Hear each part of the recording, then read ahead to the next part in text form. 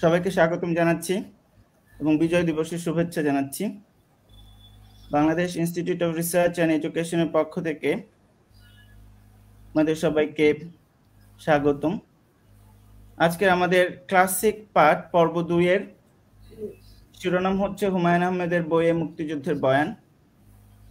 আমাদের মাঝে বক্তা হিসেবে উপস্থিত আছেন মোহাম্মদ আজম, অধ্যাপক, বাংলা বিভাগ, ঢাকা বিশ্ববিদ্যালয়। আর সঞ্চালনায় আমার সাথে আছেন Sadia Saif, Bangladesh institute of research and education একজন সম্মানিত রিসার্চ অ্যাসোসিয়েট। তো আমাদের আজকের পর্বগুলোকে আমরা মোট 6টা অংশে ভাগ করেছি। প্রথমত আমরা এমনিতে বক্তাকে আনুষ্ঠানিকতা আছে, আমাদের সংগঠনকে পরিচয় করে দেব, বক্তাকে পরিচয় করে দেব, হুমায়ুন আহমেদের উপরে স্যারের লেখা বইটাকে আমরা পরিচয় করিয়ে দেব, এবং তারপরে আমাদের মূল পর্বে থাকবে তত্ত্ব তালাশ, তারপরে হুমায়ুন আহমেদের গল্প উপন্যাসে মুক্তিযুদ্ধ, হুমায়ুন আহমেদের রচনা শৈলী, হুমায়ুন আহমেদের চলচ্চিত্রে মুক্তিযুদ্ধ, হুমায়ুন আহমেদের মুক্তিযুদ্ধের বয়ানে ধর্ম, মুক্তিযুদ্ধের তুলনামূলক সাহিত্য তত্ত্ব, শেষে দর্শকদের প্রশ্নের উত্তর দেবেন বক্তা। তো শুরু করা যাক। আমি সাদিয়া সাইফকে আমাদের সংগঠনের পরিচয় তুলে ধরার জন্য অনুরোধ করছি। সবাইকে স্বাগত আমাদের আজকের প্রোগ্রামে। Bangladesh institute of research and education, আমরা এই সংগঠনটি গড়ে তুলতে চেয়েছি বাংলা ভাষায় একটা আমাদের ইন্টেলেকচুয়াল একটা প্ল্যাটফর্ম গড়ে তোলার জন্য, যেখানে আমরা ইন্টার ডিপার্টমেন্টাল বিভিন্ন বিষয় তুলে আনবো এবং সবকিছুর মধ্যে একটা সামঞ্জস্য বিধান করা, সমন্বয় করা, এই ধরনের স্টাডি করার চেষ্টা করব। তো আমাদের Bangladesh institute of research and education একটা পাঠচক্রের আয়োজন করেছে অন্য সব পর্বের মতো। তো পাঠচক্রের মধ্যে রিসেন্টলি যেটা হয়েছে সেটা হচ্ছে জোছনা ও জননী গল্প। তো এই বইটা আমরা শেষ করার পথে আছি। শুধু পড়ে যাওয়া না, বেসিক্যালি এই কার্যক্রমের উদ্দেশ্য হচ্ছে স্টুডেন্টদেরকে পাঠাভ্যাসের প্রতি একটা পুশ করা। তো এই Bangladesh institute of research and education অর্থাৎ BIRE যেটাকে আমরা বলি, এর আগে স্বাধীনতার পথে মুক্তির পথে নামে 2 পর্বের একটা আলোচনামালার আয়োজন করেছিল। তো আমাদের এখানে একটা সিরিজ ছিল মদিনার পথে নামে পারভেজ আলম ভাইয়ের সাথে। তো সেটা ছিল 4 পর্বের। প্রথম পর্ব ছিল ইসলাম ও মানবিক মর্যাদা, দ্বিতীয় পর্ব ছিল ইসলাম, সাম্য, শ্রীচৈতন্য, বাংলায় জাতপাত বিরোধ, তৃতীয় পর্ব ছিল সামাজিক ন্যায় বিচার ও বাংলাদেশ, চতুর্থ পর্ব ছিল জিহাদ মানে কি সন্ত্রাস। এছাড়াও স্বাধীনতার পথে মুক্তির পথে সিরিজের আরো কয়েকটি পর্ব BIRE থেকে পরিচালিত হয়, যার এক একটা বিষয়বস্তু ছিল এরকম যে, প্রথমটা ছিল লাহোর প্রস্তাব, দক্ষিণ এশিয়ায় অমীমাংসিত জাতি প্রশ্নের অদ্ভুত সমাধান। এই আলোচনায় আলোচক হিসেবে ছিলেন অধ্যাপক আজিজুল রাসেল। দ্বিতীয় একটা ছিল অধ্যাপক MM আকাশের সাথে ভাষার মুক্তি, মুক্তির ভাষা, ভাষা আন্দোলনের আর্থসামাজিক ও রাজনৈতিক ইতিহাস নামে। ঢাকা বিশ্ববিদ্যালয়ের আইন বিভাগের অধ্যাপক প্রফেসর রিদা আনুল হকের সাথে ছিল পাকিস্তানের 1956 সালের সংবিধান, বাঙালির গণতান্ত্রিক আকাঙ্ক্ষার গোরস্থান, এই শিরোনামে একটি পর্ব। আর স্বাধীনতার পথে মুক্তির পথে সিরিজের একটা বিশেষ পর্বের আয়োজন করা হয়েছিল, নাম ছিল তাজউদ্দিন আহমেদের যুদ্ধ, বিভেদের ঊর্ধ্বে উঠে মুক্তিযুদ্ধের পরিচালনার দর্শন। এখানে আলোচক হিসেবে আমাদের সাথে ছিলেন তাজউদ্দিন আহমেদের জ্যেষ্ঠ কন্যা শারমিন আহমেদ। এছাড়াও BIRE থেকে 7টি ক্যারিয়ার আড্ডার আয়োজন করা হয়েছে, যাদের মধ্যে আলোচক হিসেবে ছিলেন বাংলাদেশের বিভিন্ন প্রান্তে নিয়োজিত বিচার এবং আইন উপদেষ্টাবৃন্দ। আমি খুবই দুঃখিত। BIRE থেকে সর্বশেষ সংযোজন যেটা আমরা করেছি সেটা হচ্ছে ক্লাসিক বই পাঠ ও তার উপরে বিশ্ববিদ্যালয়ের শিক্ষক এবং নানা গুণীজনের রিভিউ ভিত্তিক আলোচনা। তো আশা করি এটাও একটা খুব সুন্দর পর্ব হতে যাচ্ছে। আমরা মোটামুটি সংক্ষেপে BIRE সম্পর্কে বললাম, এখন আমরা আলোচনা শুরু করতে পারি। এবার বক্তার পরিচয় পর্ব। বক্তাকে পরিচয় করিয়ে দেওয়ার প্রয়োজন নেই। বক্তা আমাদের বাংলাদেশে ইন্টেলেকচুয়াল জগতে জনপ্রিয় একজন ব্যক্তিত্ব। তারপরও আনুষ্ঠানিকতার খাতিরে স্যারকে পরিচয় করিয়ে দিচ্ছি। স্যারের এই হুমায়ুন আহমেদের পাঠ পদ্ধতি তাৎপর্য বইটা থেকে আমি খানিকটা শুরু করছি। উনি 1975 সালে নোয়াখালীর হাতিয়ায় জন্মগ্রহণ করেন। এই 75 সাল ব্যাপারটা গুরুত্বপূর্ণ, কারণ ওই সময়টাতে মোটামুটি আগে পরে হুমায়ুন আহমেদ মুক্তিযুদ্ধ ভিত্তিক লেখালেখি শুরু করেন। স্যারের বয়স এবং হুমায়ুন আহমেদের বয়সের মানে মুক্তিযুদ্ধ ভিত্তিক লেখালেখির বয়স প্রায় সমান।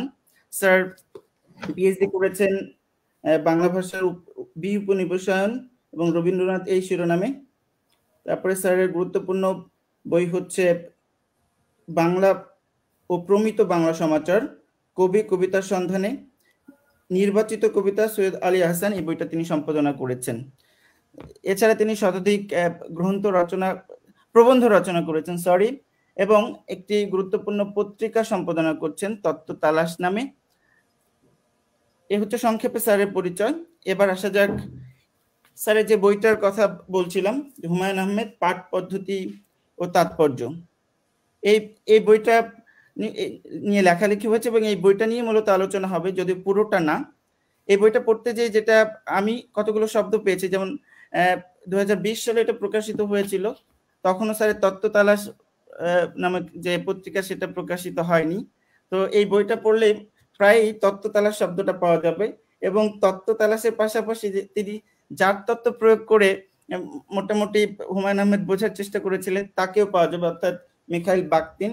তো আমাদের এই মিখাইল বাখতিনকে আমরা আজকে খানিকটা আলোচনা করব এবং তার তত্ত্বের মাধ্যমে আমরা হুমায়ুন আহমেদের লেখালেখি বিভিন্ন দিক তালাশ করব আর কি। এই হচ্ছে মোট কথা। আমাদের গুরুত্ব থাকবে মুক্তিযুদ্ধের বয়ানের উপরে। এছাড়াও স্যার হুমায়ুন আহমেদের বিভিন্ন দিক নিয়ে আলোচনা করেছেন, সেটা ভবিষ্যতে হয়তো কোনো পর্বে কখনো স্যার যদি আমাদের আবার সময় দেন তাহলে আমরা আলোচনা করব। কিন্তু আজকে আমরা শুধুমাত্র মুক্তিযুদ্ধের রচনা এটার উপরই আমরা গুরুত্ব দেব। তো এবার আসা যাক মুক্তিযুদ্ধের নিয়ে হুমায়ুন আহমেদের লেখালেখি প্রসঙ্গে। তো মুক্তিযুদ্ধ নিয়ে হুমায়ুন আহমেদ গল্প, উপন্যাস এবং চলচ্চিত্র এই 3 ধরনের কাজ করেছেন।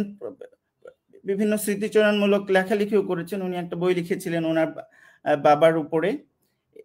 মোটামুটি তাহলে আর একটা যুক্ত হচ্ছে 4 ধরনের হচ্ছে। তো আমি স্যারকে এক্ষেত্রে অনুরোধ করব, স্যার একটা করছিলেন ক্যানোনাইজেশন, যেটাকে বলতে পারি, যে হুমায়ুন আহমেদের বিভিন্ন লেখালেখি থেকে গুরুত্বপূর্ণ লেখা বেছে পাঠকদের সামনে একটা দিক নির্দেশনা হাজির করা, যে পাঠক কোনগুলো কতটা গুরুত্ব দিয়ে কিভাবে পড়বেন। তো এই ব্যাপারটা নিয়ে স্যারকে আলোকপাত করার জন্য অনুরোধ করছি। আচ্ছা, অনেক ধন্যবাদ তোমাকে। তোমার যে আলোচনার যে সূচিপত্র তুমি আমাকে পাঠিয়েছো তাতে বোঝা গেছে, মানে আমি যতটা বুঝেছি, যে এই বিষয়ে তোমার বিশেষ মনোযোগ ছিল, মানে যত্নের সঙ্গে করেছো আর কি। এই জন্য তোমাকে বিশেষ ধন্যবাদ জানাই।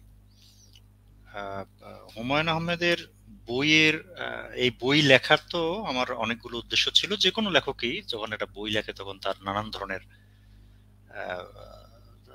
মানে ধান্দা থাকে, ইনফ্যাক্ট নানান ধরনের উদ্দেশ্য, লক্ষ্য, গোপন প্রকাশ্য নানান ধরনের বাসনা এসব থাকে। তো আমার অনেকগুলো ছিল, সেগুলো আমি গোপন করি নাই, বইয়ের নানান জায়গায় সেগুলো লিখেছি। কিন্তু একই সঙ্গে আমার এটা ছিল, একটা লক্ষ্য ছিল যে হুমায়ুনের যে প্রায় 300-র মতো বই, সেই বইগুলো থেকে অন্তত আমার বিবেচনায় যেগুলোকে আমি গুরুত্বপূর্ণ মনে করি সেগুলোর একটা তালিকা প্রণয়ন করা। সেই কাজটা আমি করেছি। আলাদা করে যে তালিকা প্রণয়ন করেছি তা নয়, কিন্তু আমি আসলে ওইগুলো নিয়েই আলাপ করেছি। তো তার সবটা হয়তো এখন উল্লেখ করার প্রয়োজন নেই, আমি কয়েকটার নাম বলছি, যেগুলোর অনেকগুলো আসলে হুমায়ুন পড়ার ক্ষেত্রে খুব বেশি যে গুরুত্ব পেয়েছে সেটা বলা যাবে না। যেমন আমি প্রায় হুমায়ুনের বেস্ট যদি না হয়, one of the topmost writing মনে করি এই বসন্তে, এই বইকে। এই বইটার নাম হলো এই বসন্তে, কিন্তু আমি এটার উল্লেখ আমি আসলে অন্য কারো লেখায় দেখি না। আমি এই বইয়ে আমি খুব লম্বা আলাপ করেছি এই উপন্যাস নিয়ে। যেমন একটা বইয়ের নাম হলো প্রিয়তমেষু, এটাকে আমি গুরুত্বপূর্ণ বই মনে করি। একটা আছে গৌরীপুর জংশন। ভাটি অঞ্চল নিয়ে লেখা দুটো বই খুব গুরুত্বপূর্ণ। তার মধ্যে একটার নাম হলো ফেরা। হ্যাঁ, এটা খুব গুরুত্বপূর্ণ উপন্যাস। আরেকটার নাম ভাটি অঞ্চল নিয়ে লেখা আরেকটা গুরুত্বপূর্ণ উপন্যাস, হুমায়ুনের চতুর্থ উপন্যাস। বইটার নাম এই মুহূর্তে মনে পড়ছে না, পরে মনে পড়বে আশা করছি। এর বাইরে মুক্তিযুদ্ধ নিয়ে হুমায়ুন যে সমস্ত লেখালেখি করেছেন তার মধ্যে আমি বেস্ট মনে করি, এবং খুব আনপ্যারালালি খুব উঁচু মাপের রচনা মনে করি।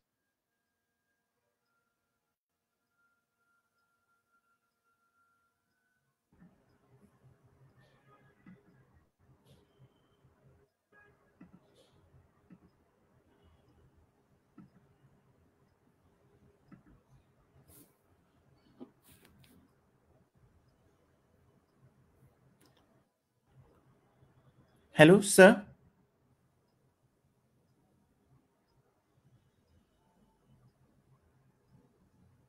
সাদি তুমি কি শুনতে পাচ্ছ স্যারকে? হ্যাঁ ভাই, আমি পাচ্ছি।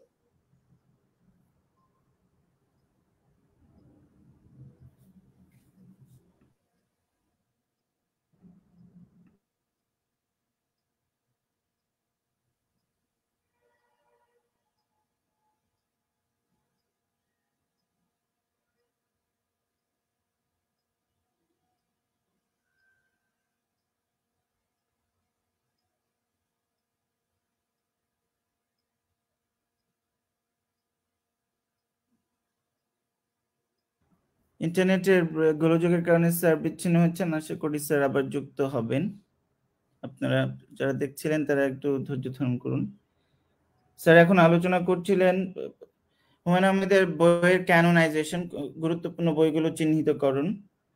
স্যার যে বইটা নিয়ে কথা বলছিলাম একটু আগে, সেই বইটাতে তিনি প্রক্রিয়া শুরু করেছেন। এরপরও তিনি বিভিন্ন আরো কিছু লেখা লিখেছেন। অন্তত একটা লেখা আমার চোখে পড়েছিল, প্রথম আলোতে লেখা হুমায়ুন আহমেদের গুরুত্বপূর্ণ বইয়ের উপরে। তো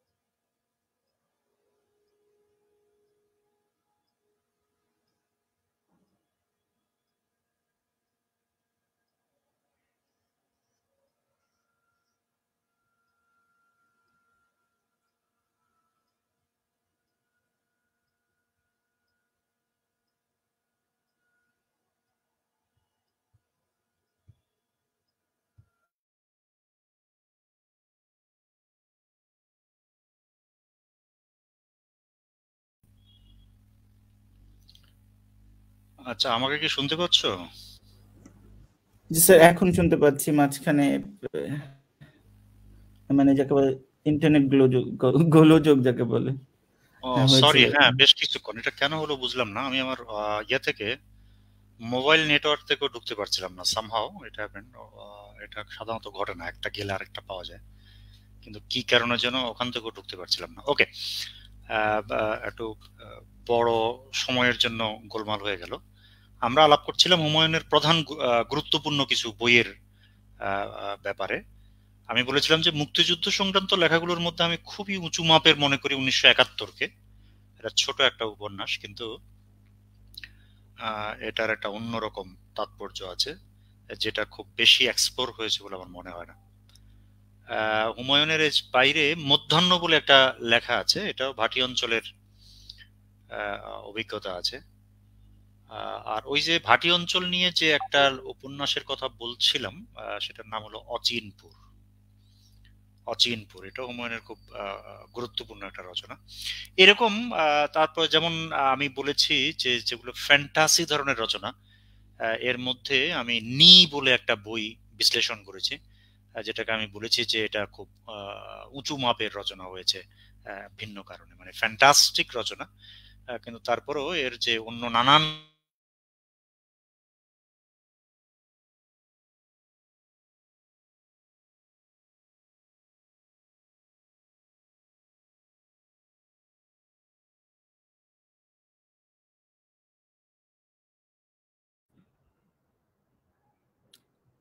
স্যার আবার আটকে গেছে।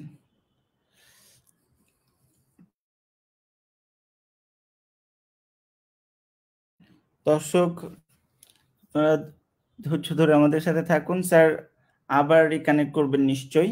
আর এই আলোচনাটা গুরুত্বপূর্ণ, সুতরাং আপনারা ধৈর্য হারা হয়ে চলে যাবেন না আশা করছি। স্যারকে আবার শুনতে পাচ্ছেন? স্যারকে কিন্তু আমরা এতক্ষণ শুনতে পাইনি। হ্যাঁ পাচ্ছি। এটা কিন্তু ঘটনাটা কি হচ্ছে বুঝলাম না। এখানে তো আমার ইন্টারনেট এখন ঠিক দেখাচ্ছে, কিন্তু তারপরও এই গোলমালটা হচ্ছে কেন এটা বুঝতে পারছি না। হ্যাঁ, এর পরের দিকে যাও। জি, এরপরে হচ্ছে আমাদের যাকে বলে দর্শকদেরও বলে রাখছি, আপনারা কমেন্টের মাধ্যমে জানাতে পারেন যে মুক্তিযুদ্ধ ভিত্তিক হুমায়ুন আহমেদের যে বইগুলো, গল্প, উপন্যাস বা ইন জেনারেল যে লেখালেখি, তার প্রায় 300টা স্যার বললেন। এর মধ্যে আপনার প্রিয় মানে যাকে বলে গ্রন্থ বা বই বা উপন্যাস বা গল্প কোনটা, সেটা আপনারা লিখে জানাতে পারেন। এবং আপনাদের কোনো প্রশ্ন থাকলে কমেন্টে জানাতে পারেন। আমরা শেষে আপনাদের প্রশ্ন নিয়ে আলোচনা করব, স্যার করবেন। তো এবার হচ্ছে আলোচনার মূল পর্ব, যাকে বলে তত্ত্ব তালাশ। তো এক্ষেত্রে আমরা আগেই বলে রেখেছি যে আমাদের ফরম্যাট সম্পর্কে আপনারা যারা দর্শক আছেন তারা জানেন যে আমরা প্রশ্ন উত্তর এই ফরম্যাটটাই। এখানে সূত্রধর একা একা যাকে বলে মনোলগ করেন না, এবং আমরা বরং ডায়ালগে বিশ্বাস করি এবং এক ধরনের কথোপকথন আলাপের মাধ্যমে আমাদের এখানে বিভিন্ন বিষয়ে আলোচনা আগায়। তো তত্ত্ব তালাশের প্রথম প্রশ্নটা হচ্ছে আমার যে আপনি আপনার এই বইতে মানে সম্ভবত সবচেয়ে বেশি বার রবীন্দ্রনাথের নাম নিয়েছেন, তারপরেই সম্ভবত বাকতিনের নাম নিয়েছেন। বরং রবীন্দ্রনাথের উপর আপনি থিসিস করেছেন, হয়তো সেটা নিবেনই, কিন্তু বাকতিন এই মানে বই আপনার যে হুমায়ুন আহমেদ পাঠ পদ্ধতি ও তাৎপর্য, এই বইয়ের প্রধান তাত্ত্বিক মানে ভিত্তি, যার উপর ভিত্তি করে আপনি সম্ভবত আপনার বইটার মানে আলোচনা এগিয়ে নিয়ে গেছেন। তো প্রথম প্রশ্ন হচ্ছে বাকতিনের উপন্যাস তত্ত্ব নিয়ে আপনি আলোচনা করবেন, বিশেষত 4টা বিষয়: ডায়ালগিজম, পলিফনি, হেটেরোগ্লোসিয়া এবং ক্রোনোটপ। এই ধারণাগুলো সংক্ষেপে আলোচনা করবেন, যাতে পরবর্তীতে আমাদের হুমায়ুন বুঝতে সাহায্য হয়। আচ্ছা, না এখানে আমি একটা কথা বলে রাখি, সেটা হলো যে বাকতিনকে ব্যবহার আমি একেবারে ফ্রেমওয়ার্ক হিসেবে করেছি তা নয়। আমি বাকতিনের কিছু রেফারেন্স ব্যবহার করেছি মাত্র। ইটস নট ফ্রেমওয়ার্ক, মানে আমি বাকতিনের কাঠামো অনুযায়ী হুমায়ুন পড়ি নাই। সুতরাং এটা প্রথমে বলে রাখা ভালো। বাকতিনের যেই ব্যাপারটাকে আমি খুব গুরুত্ব দিয়েছি সেটা হলো পলিফনি, যাকে বাকতিন যাকে ডায়ালজিক বলেন। ডায়ালজিক মানে সংলাপ ধর্মিতা, সংলাপময়তা, সেটার একটা ভিন্ন তাৎপর্য আছে। সেটা আমরা হুমায়ুন আহমেদের লেখায় যে খুব বেশি পরিমাণে পাবো সেটা নয়। মানে সংলাপ ধর্মিতা বা ডায়ালজিজম, বাগদিন আইডিয়াটা তো প্রধানত তৈরি করেছেন কিংবা ব্যবহার করেছেন দস্তয়েভস্কির উপন্যাস বিশ্লেষণের জন্য। এখন দস্তয়েভস্কির উপন্যাসে ডোমিনেন্ট ডিসকোর্সেস উপস্থাপনার একটা ব্যাপার আছে।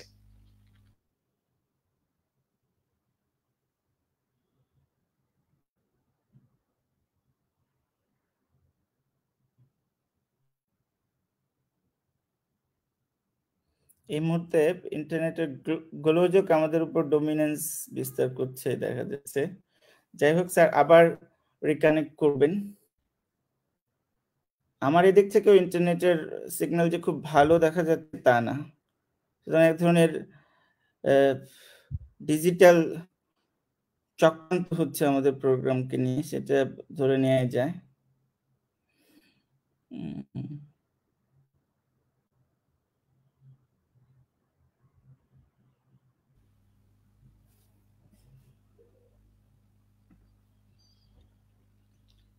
আচ্ছা, আমাকে শুনতে পাচ্ছ কি? জি স্যার, আবার শুনতে পাচ্ছি। কিভাবে শুনতে পাচ্ছ তাও তো বুঝলাম না। যে আমার এরা কি মানে গোলমালটা কি আমার এখান থেকে হচ্ছে? সাদিয়া, এতক্ষণ কি তুমি শুনতে পাচ্ছিলে স্যারকে? তাহলে স্যার সম্ভবত আপনার দিক থেকেই। আমি আমি আমার এদিকে অবশ্য খানিকটা সিগন্যাল মানে সমস্যা দেখা দিচ্ছিল একটু আগে, বাট এটা বোধহয় আপনার ওখান থেকে স্যার। দেখ স্যার, আপনি কন্টিনিউ করতে পারছেন কি এখন? এখন কি বলতে পারছেন?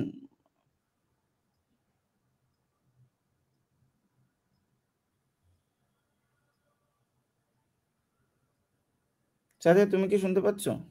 হ্যাঁ, পাচ্ছি। পাচ্ছ? জি। স্যারকে মানে শুনতে পাচ্ছ নাকি? আমি বলতে চাচ্ছি যে গোলমালটা কি আমার এখান থেকে হচ্ছে নাকি? মানে এত এই ডিসরাপশন তো আমি আর কখনো দেখিনি। আচ্ছা, আমাকে এখন শুনতে পাচ্ছ তাই তো? জি। এখন শুনতে পাচ্ছ, ওকে। এটা কিরকম যেন একটা ব্যাপার ঘটছে যেটা আমার অভিজ্ঞতার মধ্যে নাই। ওকে, তা আমরা বলছিলাম যে বাকতিনের এই যে ডায়ালজিজম, এটা আসলে আমরা হুমায়ুনের মধ্যে পাবো না।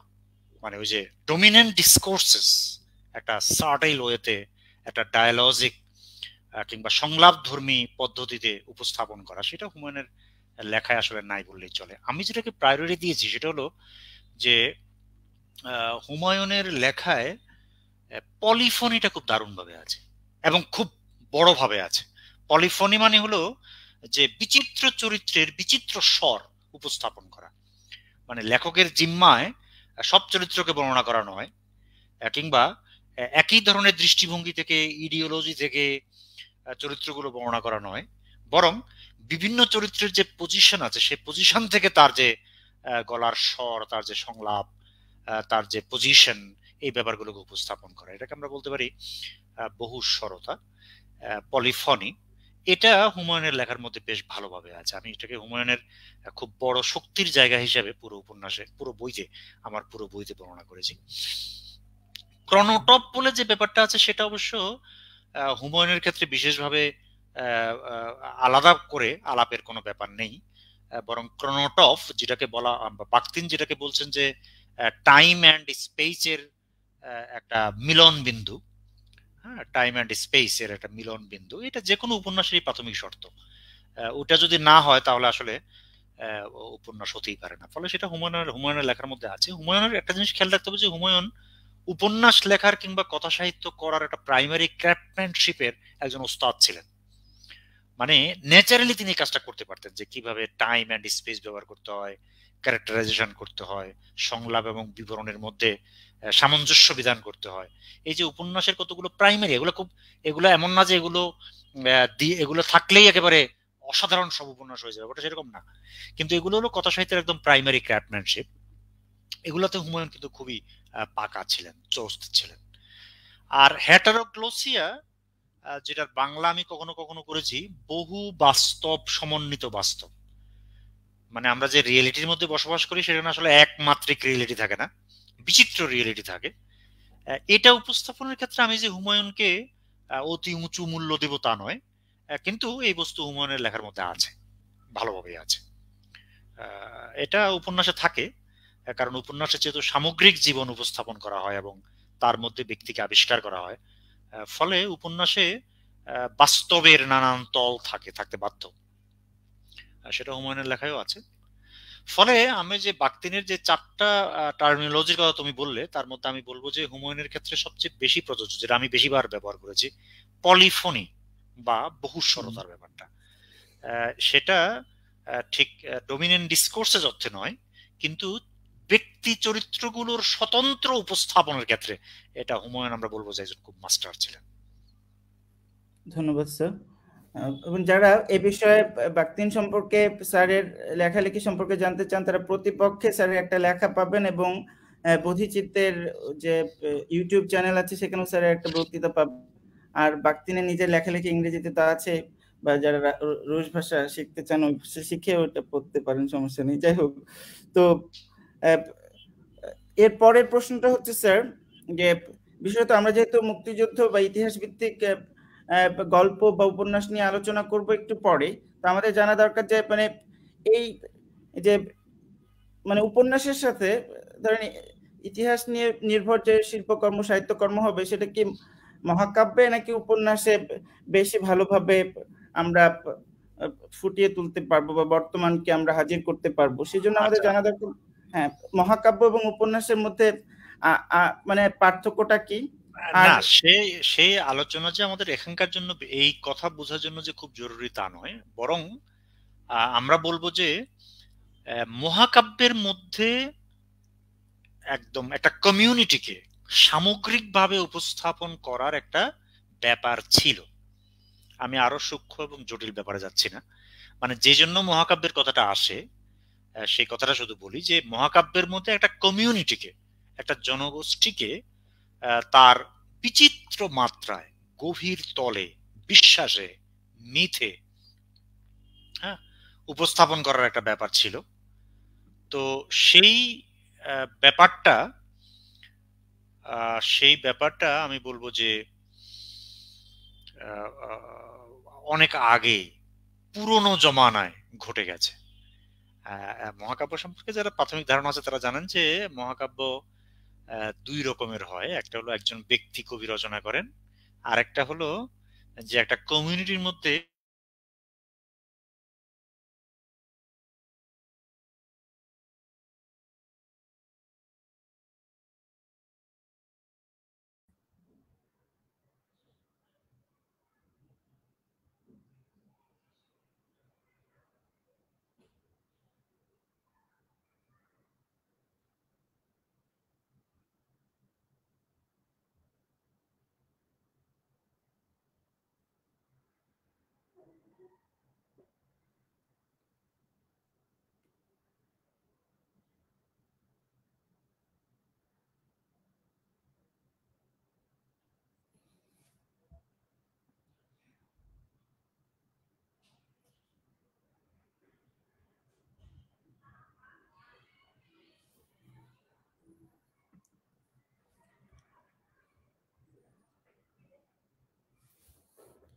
আজকে ইন্টারনেটের মানে যোগাযোগ ব্যবস্থা বেশ সমস্যা তৈরি করছে। আশা করি স্যার আবার যুক্ত হবেন।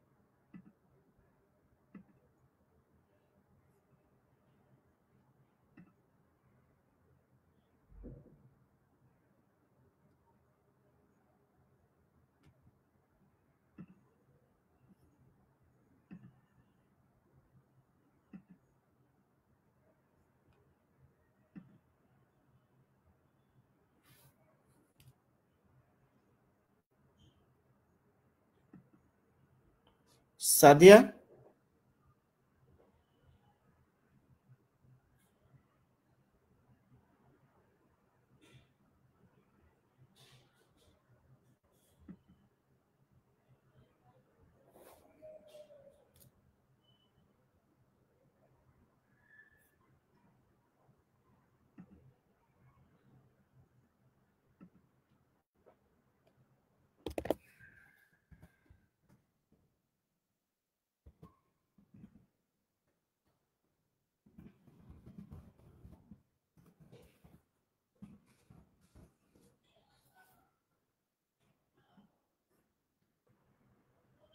স্যারের সাথে যোগাযোগ করার চেষ্টা করা হচ্ছে, আশা করি স্যার আবার যুক্ত হবেন।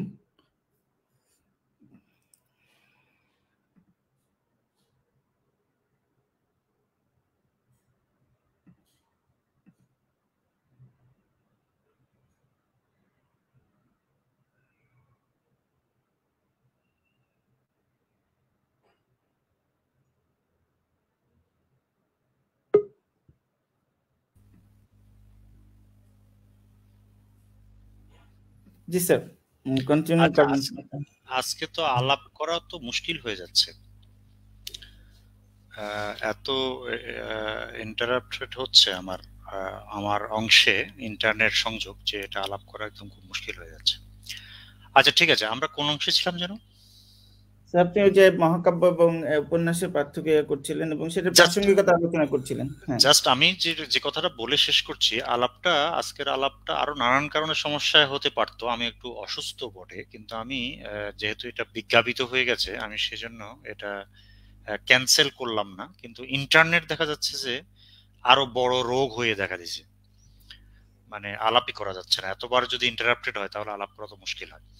ওকে, আমি শুধু সংক্ষেপে এই কথা বলবো যে ওই মহাকাব্য তো আসলে আজকের দিনে আর লেখা হওয়ার জো নাই, কিন্তু আজকের দিনে উপন্যাস লেখা হয়। এই জন্য কোনো উপন্যাসে যদি কমিউনিটির গভীরতর পরিচয়ের কোনো প্রকার উপস্থাপনা থাকে, তখন সেই উপন্যাসকে আমরা কখনো কখনো মহাকাব্যিক উপন্যাস বলি। ঠিক আছে, যেহেতু মহাকাব্য এপিক নোবেল, যেহেতু মহাকাব্য আজকাল আর ঠিক হচ্ছে না বা হওয়ার মানে বাস্তবতা নেই, কিন্তু সময়ের ধারণার জায়গা থেকে এপিক পাস বা এক ধরনের অ্যাবসলিউট পাস, যেমন সর্বকালের অমুক ইত্যাদি কথা বলে যে আমরা তত্ত্বায়ন বা করতে চাই এবং তাকে অ্যাবসলিউট জায়গায় নিয়ে যাই কোন একজন নেতা বা কাউকে, তাহলে সেটা তো এক ধরনের সময়ের ধারণার জায়গা থেকে এপিকের সময়ের ধারণা ছিল ওই রকম, তাহলে ওটা তো এক ধরনের মহাকাব্যিক ব্যাপার আর কি। হ্যাঁ, ঠিক আছে, মানে আমরা তো প্রাচীন যুগে মিথের জগতে বসবাস করতাম, তার মানে এই নয় যে আমরা আজকের দিনে মিথের জগতে বসবাস করি না। আমরা ভেরি মাচ ইন মিথ জীবন যাপন করি, ফলে সে ধরনের ঘটনা তো ঘটতেই পারে। এবং সেই কারণেই যে কোনো সময় আবার একটা সার্টেন কনটেক্সটে নতুন ধরনের মহাকাব্য রচিত হতেও পারে। কিন্তু যেহেতু বহুদিন ধরে পৃথিবীতে মহাকাব্য লেখার প্রচলন নাই, অথচ কমিউনিটিকে সামগ্রিকভাবে উপস্থাপন করার একটা দায় অনেকে বোধ করে থাকে, সম্ভবত এই দুইয়ের মধ্যে একটা আপোষ রফা আমরা করি হলো মহাকাব্যিক উপন্যাস এই কথা দিয়ে, এই আর কি। ঠিক আছে, আমরা দ্রুত যাওয়ার চেষ্টা করি ইন্টারনেট আবার ব্যাগটা দেওয়ার আগেই। তো এখন স্যার আমরা আর কিছু প্রশ্ন বাদ দিয়ে আমরা আগাই, যাতে ইন্টারনেটের কাটিয়ে আমরা দ্রুত আলোচনা শেষ করতে পারি। আর আপনি যেহেতু অসুস্থ, এরপর আমরা বলার করি যে এই যে আপনি আপনার বইতে একটা জায়গায় লিখেছিলেন যে ইতিহাস এবং সমাজ বিজ্ঞানের বিবরণ, ইতিহাস বা সমাজ বিজ্ঞানের বিবরণের সাথে উপন্যাসের বিবরণের পার্থক্য আছে, এই ব্যাপারটা আমাদের আলোচনার জন্য সম্ভবত প্রাসঙ্গিক। তো ভেরি সিম্পল।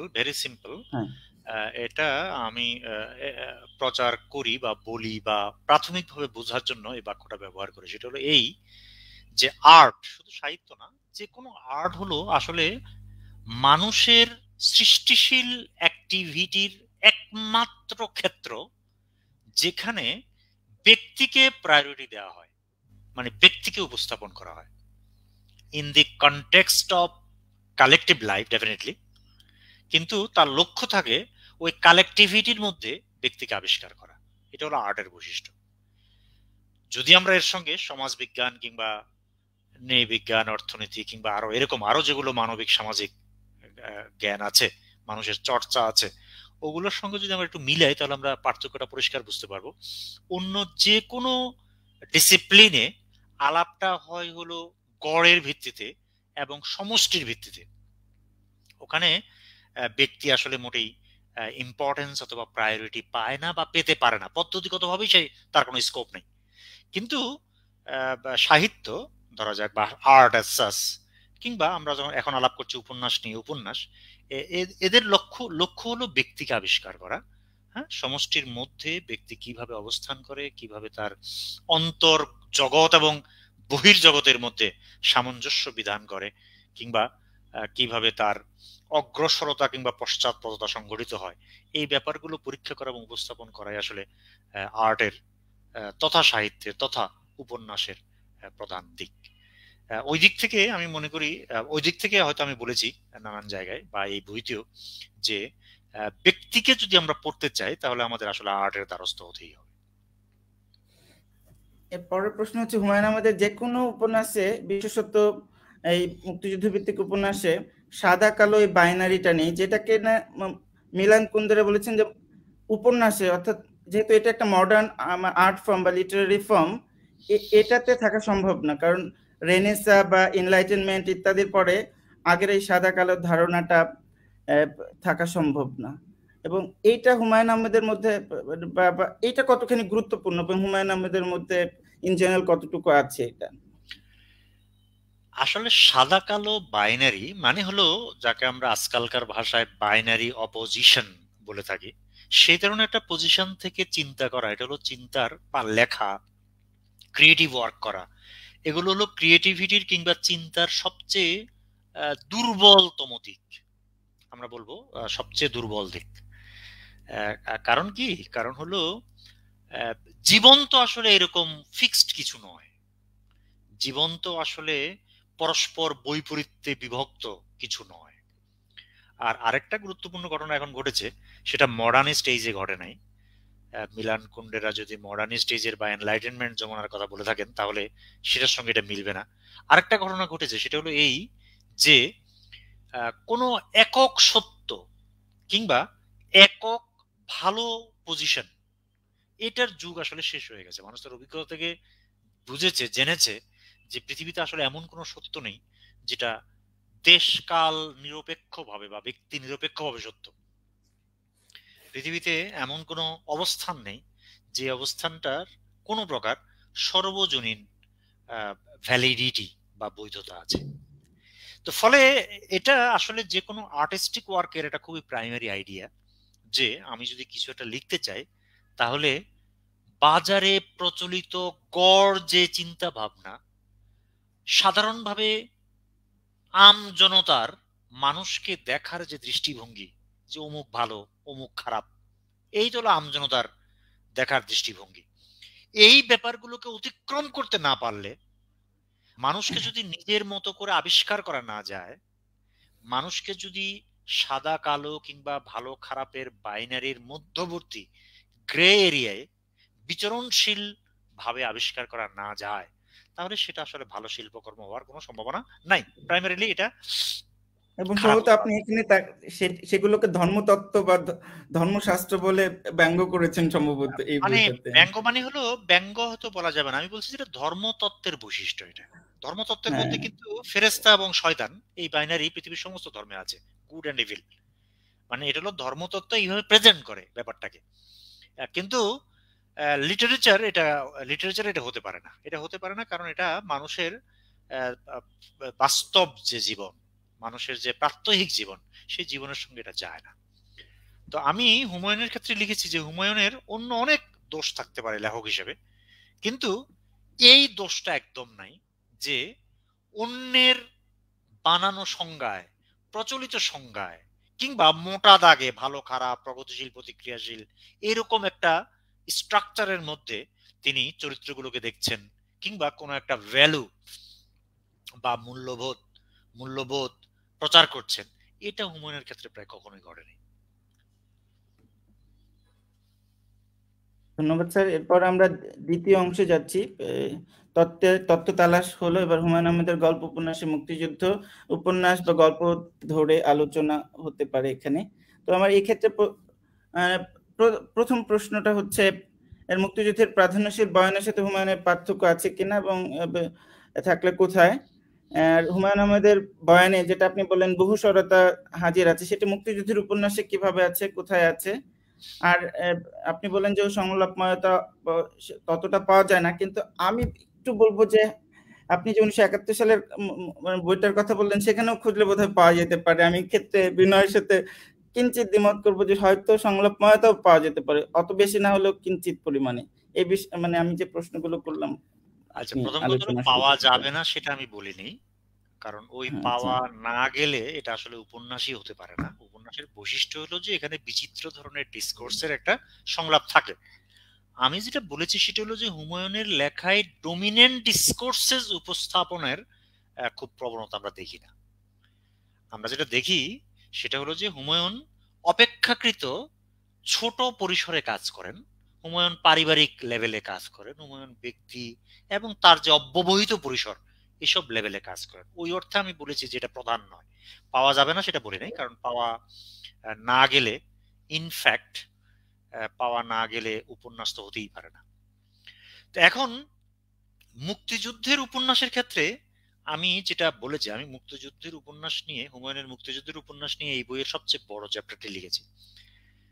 কারণ আমি মনে করি ইনফ্যাক্ট যে মুক্তিযুদ্ধের রিপ্রেজেন্টেশনের ক্ষেত্রে Humayun most probably best one. মানে বাংলাদেশে আমার দাবিটা খুবই বড় দাবি, সেটা আমি দেখানোর চেষ্টা করেছি, অন্যরা সেটা পুরোপুরি মেনে নেবে কিনা সেটা ভিন্ন আলাপ, কিন্তু আমার দাবিটা খুবই বড় দাবি। আমি বলেছি যে বিচিত্র ফর্মে ইতিহাস, ব্যক্তিগত জীবনী, ব্যক্তিগত অভিজ্ঞতার বিবরণ, কোনো একজনের লেখা ইতিহাস কিংবা অভিজ্ঞতা, তারপর হলো সাহিত্য, সিনেমা, এই যে বিচিত্র ভাবে মুক্তিযুদ্ধের নানান ধরনের প্রেজেন্টেশন ঘটেছে, এর মধ্যে আমি দাবি করেছি এই বইতে এবং এখনো করি যে হুমায়ুন ইজ দ্য বেস্ট। হুমায়ুনের মতো এত বিচিত্র ভাবে, এত বহুমাত্রিক ভাবে, এত ব্যক্তিত্ব সম্পন্ন ভাবে মুক্তিযুদ্ধের উপস্থাপনা আসলে আর কেউ করেছেন বলে আমি মনে করতে পারছি না, আগেও পারিনি, এখনো পারছি না। তো এই যে বিচিত্র ভাবে তিনি এটা উপস্থাপন করছেন, এই উপস্থাপনার মধ্যে আসলে সবচেয়ে বড় বৈশিষ্ট্য হলো যে হুমায়ুন বাজারে প্রচলিত সংজ্ঞাকে অনুসরণ করে মুক্তিযুদ্ধ সংক্রান্ত একটা লাইনও লেখেন নাই। আমি কথাটা আবার বলছি যে একজন লেখক যখন লিখবেন তখন তার লেখার মধ্য দিয়ে প্রধান যে টার্মিনোলজি গুলো আছে, জীবন সম্পর্কে ধারণাগত যে বিভিন্ন আমরা বলবো কোটা কিংবা বিভিন্ন মত ধারণা, এই ব্যাপারগুলো আছে, এগুলো একজন লেখকের লেখায় কিন্তু অনবরত নতুন নতুন ভাবে সংজ্ঞায়িত হবে। ইনফ্যাক্ট লেখক যে লেখক তার কারণে এটার কারণেই হলো এটা যে তিনি আমাকে কি করছেন, আমাকে আমার আইডিয়া গুলো সম্পর্কে, টার্মিনোলজি গুলো সম্পর্কে তিনি নতুন একটা দৃষ্টিভঙ্গি দিচ্ছেন। এর বাইরে তো লেখক হতেই পারে না। আমি হুমায়ুনের ক্ষেত্রে অত্যন্ত গুরুত্বপূর্ণ যে ব্যাপারটা দেখি, আরো অন্য লেখকদের মধ্যে এটা আছে, কিন্তু হুমায়ুনের মধ্যে মুক্তিযুদ্ধের উপন্যাসের মধ্যে সবচেয়ে আমি দাবি করছি, আমি বারবার বলছি যে এটা অত্যন্ত বড় দাবি, আমি দাবি করেছি এবং করছি যে হুমায়ুনের মধ্যে এই ব্যাপারটা আছে সবচেয়ে বেশি। হুমায়ুন পুনঃসংজ্ঞায়ন ছাড়া আসলে মুক্তিযুদ্ধ সম্পর্কে এক লাইনও লেখেননি। ঠিক আছে, তাহলে এই দাবিটার মানে হলো এই যে তার লেখার মধ্যে ধরা যাক রাজাকার, মুক্তিযোদ্ধা, পাকিস্তানি সৈনিক, ধরা যাক বিশ্ববিদ্যালয়ের অধ্যাপক, জাতীয়তাবাদ, এই যে আমাদের যে কি ওয়ার্ডগুলো, এই ওয়ার্ডগুলো প্রতি মুহূর্তে নতুন নতুন ভাবে সংজ্ঞায়িত হয়েছে, প্রত্যেক মুহূর্তে নতুন ভাবে সংজ্ঞায়িত হয়েছে। এবং যে উপন্যাসটি তিনি লিখছেন, যে গল্পটি তিনি লিখছেন, সেই গল্পের যে কাঠামো, সেই গল্পের যে প্রেক্ষাপট, পরিসর, সেই পরিসরের মধ্যে দৈনন্দিন জীবন যাপনের বাস্তবতার অংশ হিসেবেই ওগুলোর পুনঃসংজ্ঞায়নটা ঘটেছে। তার মানে আমি হুমায়ুনকে এই ব্যাপারে যে অনেক বেশি মূল্য দিই, তার প্রধান কারণ হলো এটা, আমি বারবার বলেছি এই চ্যাপ্টারে যে হুমায়ুন আসলে মুক্তিযুদ্ধের গল্প লেখেননি, মুক্তিযুদ্ধের কাহিনী লেখেননি, হুমায়ুন লিখেছেন যুদ্ধের কাহিনী।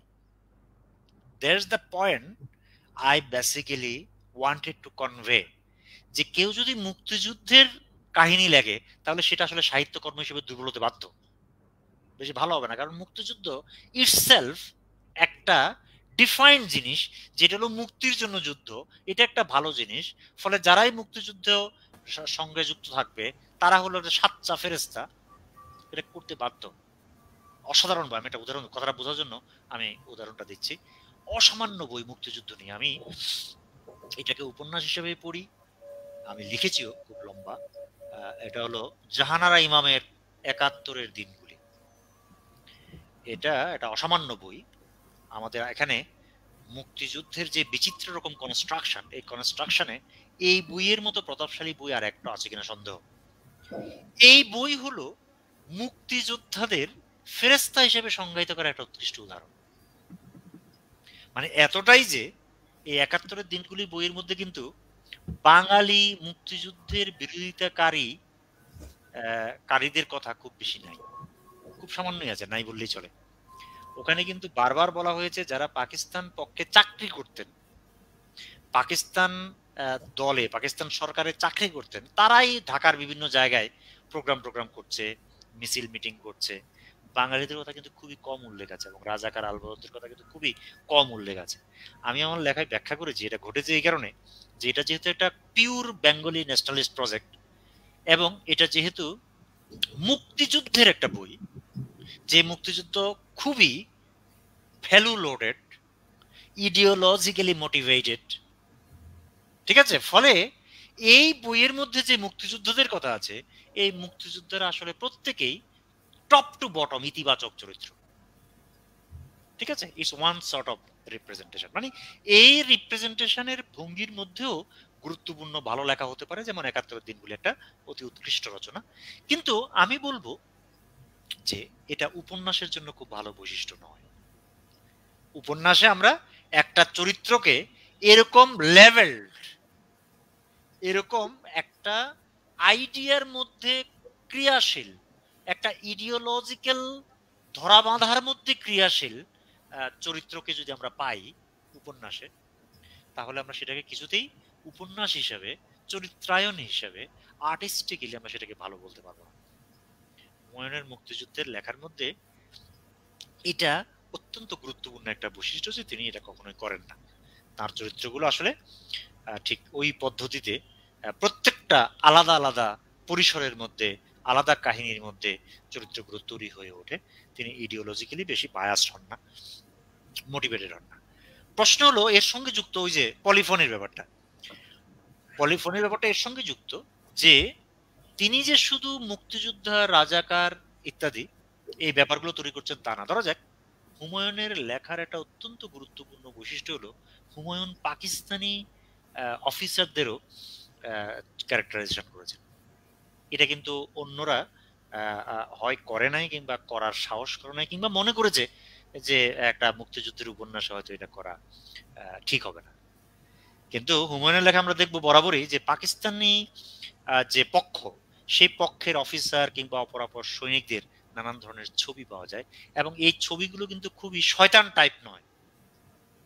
এই রিলেটেড প্রশ্ন আমাদের ছিল। হ্যাঁ, যেমন আমরা একটা পোস্টার করেছিলাম যে এই দানবকে হত্যা করতে হবে, ইয়াহিয়া খানের একটা মানে কালো একটা ছবি, প্রোপাগান্ডা হিসেবে এবং ঐতিহাসিকভাবে হয়তো এটা সত্য যে গণহত্যা তারা করেছে, সুতরাং তারা নিশ্চয়ই দানবের মতোই।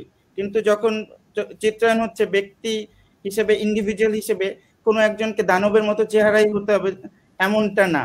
খুব ভালো চেহারার মানুষ খুব দুর্দান্ত খারাপ কাজ করতে পারে, সেটাই আমি বরং দেখতে পাচ্ছি যে চেহারার খুব সুন্দর বর্ণনা দেয়া হচ্ছে, যে অনেক সুন্দর চেহারা, অনেক ব্যাপারটা এখানে একটু জটিল ব্যাপার আছে। ব্যাপারটা কিন্তু শুধু এটা নয় যে একজনকে দানব হিসেবে চিত্রিত করলাম এবং সেটা হয়তো অমানবিক হলো, ব্যাপারটা শুধু সেটা নয়, ব্যাপারটা আরো গভীর। ব্যাপারটা হলো যে কোনো একজন ব্যক্তি তো সিঙ্গেল ব্যক্তি নয়, সে তো কানেক্টেড, সে তো স্ট্রাকচারের সঙ্গে, অসংখ্য স্ট্রাকচারের সঙ্গে কানেক্টেড।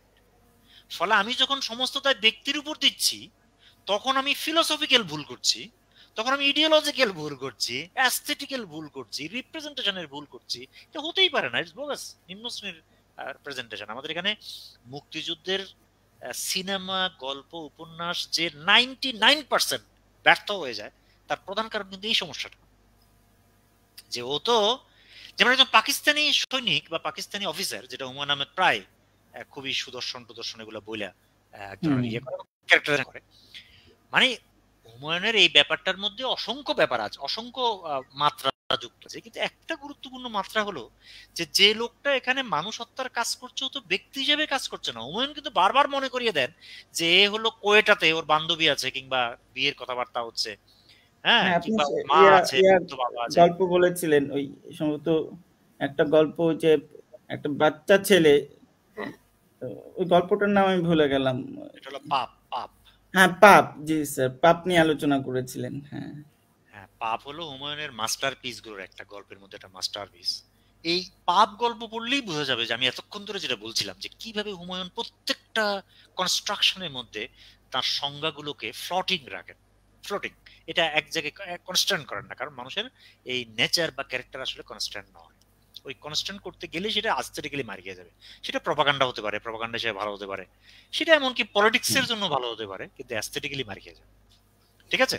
কিন্তু আমি আসলে যেটা দাবি করছি সেটা হলো এই, যে ওই পলিটিক্যালিও আসলে এটা ভালো হয় না, রিপ্রেজেন্টেশন হিসেবেও ভালো হয় না। কারণ ব্যক্তিকে যদি কাঠামোর অধীন করে তোলা না যায়, তাহলে ব্যক্তির রিপ্রেজেন্টেশন একটা বোগাস রিপ্রেজেন্টেশন হবে। মানুষ এত স্বাধীন কিছু নয়। যে আর্মি অফিসাররা, পাকিস্তানি আর্মি অফিসারটা এখানে এসে খুনাখুনি করছে, ও তো তার ব্যক্তিগত মানে অভিলাষ থেকে কাজটা করছে না। ঠিক আছে? ব্যক্তিগত অভিলাষ থেকে কারো কারো হয়তো নেচারটা একটু ভিন্ন হতে পারে, কেউ হয়তো 5 জনের জায়গায় 10 জন মারতে পারে, কিন্তু ও তো এখানে কাজটা করতে এসছে হলো একটা বিশাল স্ট্রাকচারের অংশ হিসেবে। ওই স্ট্রাকচারটাকে উপস্থাপন করতে না পারলে, তাহলে এটার কিন্তু আসলে অ্যাস্থেটিক্যাল রিপ্রেজেন্টেশন খুব বোগাস হবে, খুব নিম্ন শ্রেণীর হবে। That's my point. And in that sense হুমায়ুনের লেখার মধ্যে আমরা দেখবো যে মুক্তিযুদ্ধের উপন্যাসের মধ্যে দারুণ পলিফনি আছে। ওর রাজাকার বিচিত্র, ওর মুক্তিযোদ্ধা বিচিত্র, ওর পাকিস্তান পক্ষ বিচিত্র, ওর বাংলাদেশ এবং বাংলাদেশের জনগোষ্ঠী বিচিত্র, এবং প্রত্যেককে তিনি আমরা বলবো যে একটা নির্দিষ্ট পাটাতনের মধ্যে হাজির করতে পেরেছেন। ঠিক আছে? এবং স্যার এই ক্ষেত্রে বলতে হয় 1971 মানে উপন্যাসের শেষে যে রফিকটা কি সত্যি রাজাকার নাকি মুক্তিযোদ্ধা, এটা কিন্তু স্যার সিদ্ধান্ত নেওয়া কঠিন। এটা ওপেন এন্ডেড একটা ব্যাপার বলে আমার কাছে মনে হয়েছে। মানে ইনফ্যাক্ট 1971 নিয়ে আলাপ করাটা আমাদের জন্য একটু সময় সাপেক্ষ ব্যাপার। আমি 1971 নিয়ে যে কথাটা বলতে চেয়েছি সেটা সম্ভবত আগে কখনো বলা হয়নি, এবং এটা তারপরও বোঝানো এবং কনভে করা খুব কঠিন হয়। সেটা হলো এই, 1971 কিন্তু একটা রিয়েলিস্টিক উপন্যাস নয়। 1971 একটা রিয়েলিস্টিক উপন্যাস নয়, মানে হলো এই নয় যে এখানে যা বলা হয়েছে তা বলা হয়েছে, বরং এখানে আসলে একটা মেটাফোর তৈরি করা হয়েছে বাংলাদেশের মুক্তিযুদ্ধের। It's my reading, and that's how it became masterpiece. মানে একটা ছোট্ট গ্রামের বর্ণনার মধ্যে এ কিন্তু পুরো বাংলাদেশ তৈরি করেছে। আমি আমার এই অনুমানের পক্ষে অনেকগুলো যুক্তি আমার লেখায় দিয়েছি যে কেন আমি এই কথাটা বলছি। এবং সেখানে আমজনতা, সেখানে বিভিন্ন শ্রেণী পেশার রিপ্রেজেন্টেটিভ, সেখানে ন্যাচারাল যে অবকাঠামো, পিছনে জঙ্গল, পানি, রাস্তা, তারপরে আবার মানব সৃষ্ট যে অবকাঠামো, যেমন পাকা ঘর, কাঁচা ঘর, তারপরে মন্দির, তারপরে মসজিদ, তারপরে school. So all this things are there. এবং হুমায়ুন এমন একটা জিনিস তৈরি করছে যে তৈরি করার মধ্য দিয়ে আসলে এই ছোট্ট জনপদটা পুরো বাংলাদেশের রিপ্রেজেন্টেটিভ হয়ে উঠছে। এবং সেখানে কিভাবে যুদ্ধ কাজ করছে, যুদ্ধের সময় কিভাবে নানা অন্যায় সংগঠিত হয়, এর সঙ্গে আম জনতার সম্পর্ক কি, ইত্যাদি ইত্যাদি। যে পয়েন্টটা তুমি বলবে সেই পয়েন্টে যদি আমি ফিরে আসি, তাহলে আমি বলবো যে 1971-এ হুমায়ুনের বাংলাদেশের মুক্তিযুদ্ধ সম্পর্কে সবচেয়ে গুরুত্বপূর্ণ থিসিসগুলোর উপস্থাপন করেছে। যেমন এই থিসিসগুলোর মধ্যে একটা গুরুত্বপূর্ণ থিসিস হলো যে মুক্তিযুদ্ধ out and out ideologically motivated কোনো মুভমেন্ট ছিল না মানুষের দিক থেকে। বরং হুমায়ুনের সমস্ত লেখালেখির মধ্যে সে এটা উপস্থাপন করার চেষ্টা করেছে যে বৃহৎ জনগোষ্ঠী আসলে পরিস্থিতির মধ্যে, নানান বাধ্যবাধকতার মধ্যে, পরিস্থিতির আমরা বলবো যে পরিস্থিতি দ্বারা চালিত হয়ে, ফোর্সড হয়ে হ্যাঁ চরিত্রগুলো রিয়াক্ট করছে। মানে ব্যাপারটা এমন নয় যে যে এখানে যা দেশপ্রেম, জাতীয়তাবাদ, তারপরে আওয়ামী লীগ, শেখ মুজিব ইত্যাদি কতগুলো ব্যাপারে মানুষ একেবারে দেওয়ানা হয়ে হ্যাঁ তারা মুক্তিযুদ্ধে একটা মহৎ কাজে দেশ উদ্ধারের জন্য নেমে গেল। These are mythical narratives basically, these are mythical narrative. কোথাও হয় না, পৃথিবীর কোথাও হয় না। এটা বাংলাদেশে আলাদা করে দেখার কোনো কারণ নাই, এটা পৃথিবীর কোথাও হয় না। হুমায়ুনের শেষ করেন। হ্যাঁ, আপনি বলে শেষ করেন। আমি বলছি যে হুমায়ুনকে আমি ওই যে আগেও দু একটা কারণ বললাম, এখন আরেকটা কারণ বলি যে হুমায়ুনকে আমি মুক্তিযুদ্ধের রিপ্রেজেন্টেশনের ক্ষেত্রে অতি উঁচু মূল্য দিই। তার অনেকগুলো কারণের মধ্যে এটা একটা কারণ যে হুমায়ুনের এই রিপ্রেজেন্টেশনটা ইডিওলজিক্যালি মোটিভেটেড নয়। খেয়াল রাখতে হবে এটা হলো এক্সিস্টেন্সিয়াল, মানে ইডিওলজি এক্সিস্টেন্সকে প্রিসিড করতে পারে না। এটা কিন্তু আমাদের এখানে সব ভদ্রলোক আওড়ায়, মুখস্থ আওড়ায় জাফল সার্থের এই কথাটা, কিন্তু বাস্তবে যখন জাতীয়তাবাদ, মুক্তিযুদ্ধের চেতনা, মুক্তিযুদ্ধ এসব নিয়ে কাজ করে, কথা বলে, তখন তার একদম এটা মনে থাকে না যে এটা ইডিওলজি আসলে এক্সিস্টেন্সকে প্রিসিড করতে পারে। তার মানে এই নয় যে ইডিওলজি নাই, ইডিওলজি আছে। হুমায়ুন তো ইডিওলজিক্যাল ব্যাপারগুলো দেখিয়েছেন, কোথাও বাদ দেন নাই, কিন্তু কথা হলো সেটা এক্সিস্টেন্সের চেয়েও প্রায়োরিটি পেতে পারে না। এটা সম্ভবত স্যার আলমগীর কবিরের মধ্যে পাই, এবং সম্ভবত ছাত্রের ওই একটা দ্বিতীয় বিশ্বযুদ্ধের ঘটনারই উদাহরণ দিয়েছিলেন যে মায়ের সেবা করবে নাকি যুদ্ধে যাবে, এই যে চয়েস, এইটা বোধহয় আলমগীর কবিরের লেখাতে পাওয়া যায়। ওই ধরনের চিন্তা ভাবনা হয়তো আলমগীর কবিরকে ইয়া করতে পারে, হয়তো উনি মেনে চলেছেন। হ্যাঁ, মেনে চলেছেন মানে হলো একটা কথা খেয়াল রাখতে হবে যে আমরা যে আলাপগুলো করছি এগুলো কিন্তু অ্যাস্থেটিক্যালি যে কোনো আর্টিস্টিক নির্মাণের প্রাইমারি শর্ত। মানে আমি যদি ইডিওলজিক্যালি একজনকে মোটিভেটেড করেই সমস্ত ক্যারেক্টারাইজেশনটা করি, তাহলে সেটা অ্যাস্থেটিক্যালি খুব লোয়ার ক্লাস হতে বাধ্য। তবে কোথাও কোথাও নতুন ইডিওলজি প্রস্তাব করার কারণে, মানে যে ইডিওলজি লেখকের নিজস্ব, সেই ইডিওলজি প্রস্তাব করার কারণে ইডিওলজিক্যালি মোটিভেটেড হওয়ার পরও এটা অ্যাস্থেটিক্যালি গুরুত্বপূর্ণ হতে পারে। কখন? একমাত্র যখন সেই ইডিওলজিটা তার নিজের প্রস্তাবিত। আমি একদম চট করে মাথায় আসলো বলেই বলি যে রবীন্দ্রনাথ ঠাকুরের গোরা যেমন একটা চরিত্র, গোরা হাইলি ইডিওলজিক্যালি মোটিভেটেড, কিন্তু ওই ইডিওলজিটা গোরার নিজের তৈরি। তার মানে রবীন্দ্রনাথের এটা আসলে প্রস্তাব, এটা সমাজে বিদ্যমান একটা ব্যাপারকে অন্ধভাবে অনুসরণ নয়। ঠিক আছে, তাহলে আমরা তোমার প্রশ্নের উত্তরটা শেষ করি যে ওই যে চরিত্রটা, যে চরিত্রটাকে মুক্তিযুদ্ধ না রাজাকার এটা বলে আমাদের একটা ভ্রম হয়, এটাও কিন্তু হুমায়ুনের মুক্তিযুদ্ধ সংক্রান্ত একটা সাধারণ পজিশন। তিনি বলছেন যে মুক্তিযুদ্ধ এবং রাজাকার এই দুটো কিন্তু বাইনারি অপোজিশনাল পজিশন নয়। হুমায়ুন সারা জীবন এই অসামান্য কাজটা করেছেন। হুমায়ুন সারা জীবন মুক্তিযুদ্ধের লেখালেখিতে, সিনেমায়, গল্পে, স্মৃতিকথায়, ব্যক্তিগত কথকতায় তিনি অসামান্য কাজটা করেছেন। তিনি বলছেন যে একজন লোক দেশপ্রেমে এবং ইডিওলজিক্যালি মোটিভেটেড হয়ে মুক্তিযুদ্ধে ঝাঁপিয়ে পড়লো, ব্যাপারটা যেমন সেরকমও নয়, ঠিক তেমনি একটা লোক ইডিওলজিক্যালি মুক্তিযুদ্ধ বিরোধী হলো, ব্যাপারটা সেরকমও নয়। এর অসংখ্য মাত্রা আছে, অসংখ্য জটিলতা আছে।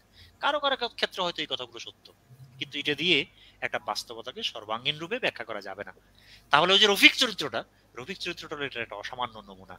যে রফিক চরিত্র সম্পর্কে আমি লিখেছি, কথাটা বলে নিই তাহলে বুঝতে সুবিধা হবে। যে রফিক চরিত্র সম্পর্কে আমি লিখেছি যে এই রফিক যে বাংলাদেশ, এই রফিক যে মুক্তিযুদ্ধের সময়কালীন বাংলাদেশের জনগোষ্ঠীর প্রতিনিধি, তাতে কোনো সন্দেহ নাই। কারণ কোনোদিন এই গ্রামে আসে নাই, কিন্তু সে এই গ্রামের প্রত্যেকটা লতা পাতা, বাড়িঘর, বাঁক, মোড়, গাছগাছালি সব চিনে। হাউ ক্যান আই এক্সপ্লেইন ইট?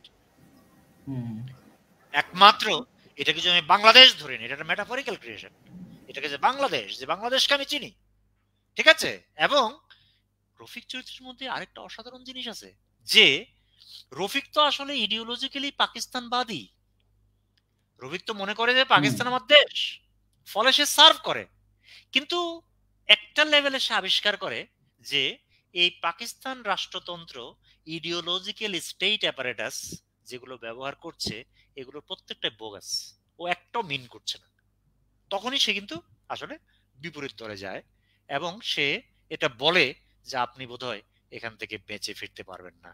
তার কারণ আপনি যখন একটা কমিউনিটির বিরুদ্ধে এই অন্যায় আক্রমণ অব্যাহত রাখছেন তখন ডেফিনেটলি ওই কমিউনিটি যারা এখন নিরীহ আছে, শান্ত আছে, তারা ডেফিনেটলি এটার বিপরীতে রেসপন্স করবেই।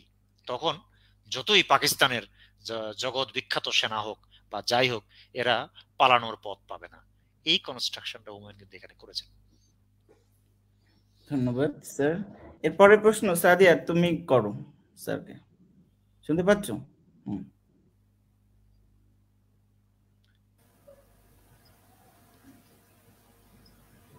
আচ্ছা আচ্ছা, স্থান কালের ইন্তেজাম নিয়ে কি স্যারকে এখন বলার মানে সময় কি আছে আমাদের?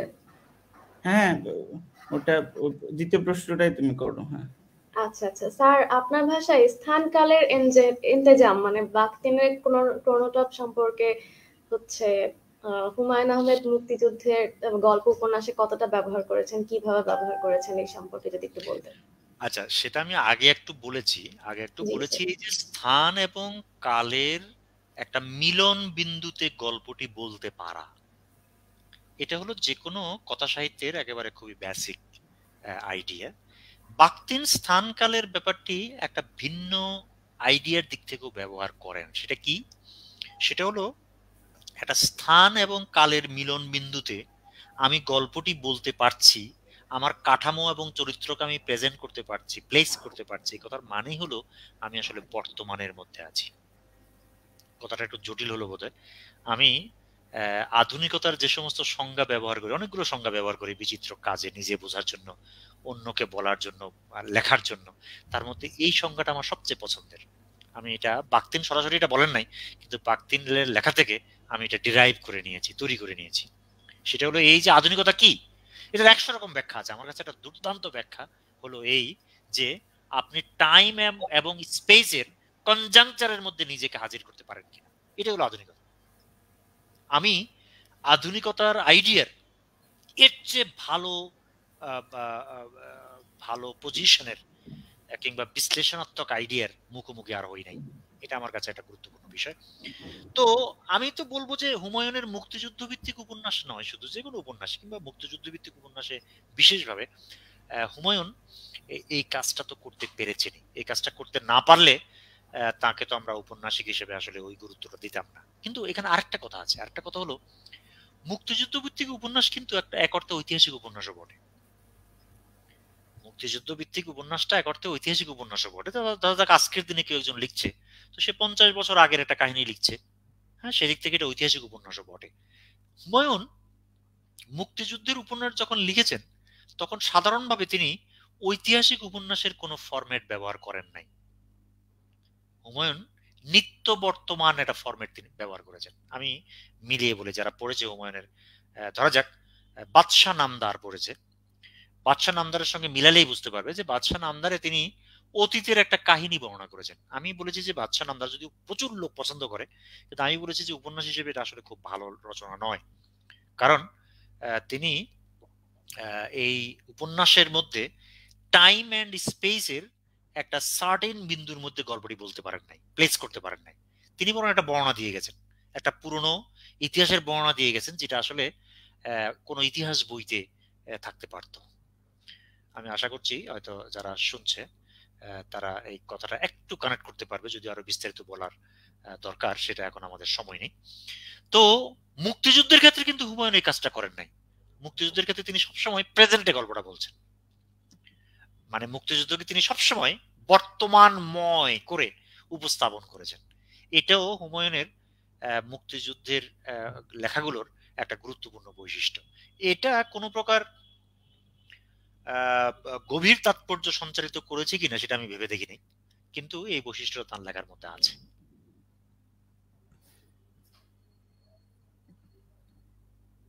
এর পরের প্রশ্ন স্যার, এটা আপনার লেখায় এসেছে কিনা আমার এই মুহূর্তে মনে পড়ছে না, তবে আমি পড়তে যে হুমায়ুনের মুক্তিযুদ্ধ ভিত্তিক গল্প উপন্যাস পড়তে যে আমার এটা মনে হয়েছে যে এই যে যুদ্ধ মানে তো ভয়াবহতা এবং ভয় ইত্যাদি ব্যাপার।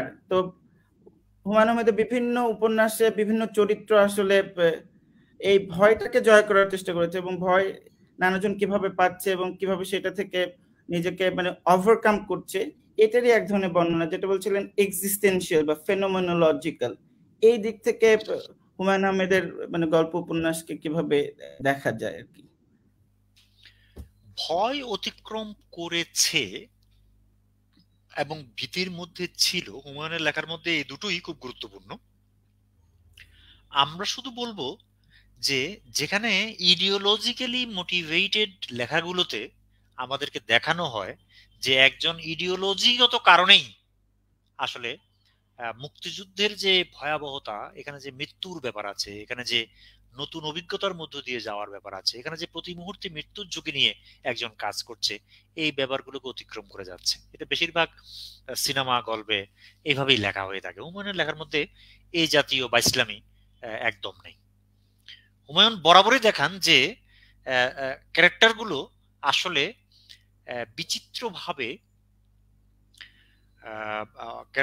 বিচিত্রভাবে ভীতির মধ্যেই থাকে। সে পালাতেই চায়, সে অস্তিত্ব রক্ষা করতেই চায়, কিন্তু মানে সিচুয়েশন তাকে বাধ্য করে কখনো কখনো বিপরীত একটা পজিশন নিতে। ঠিক আছে, এটা হলো হুমায়ুনের একটা কমন ভঙ্গি।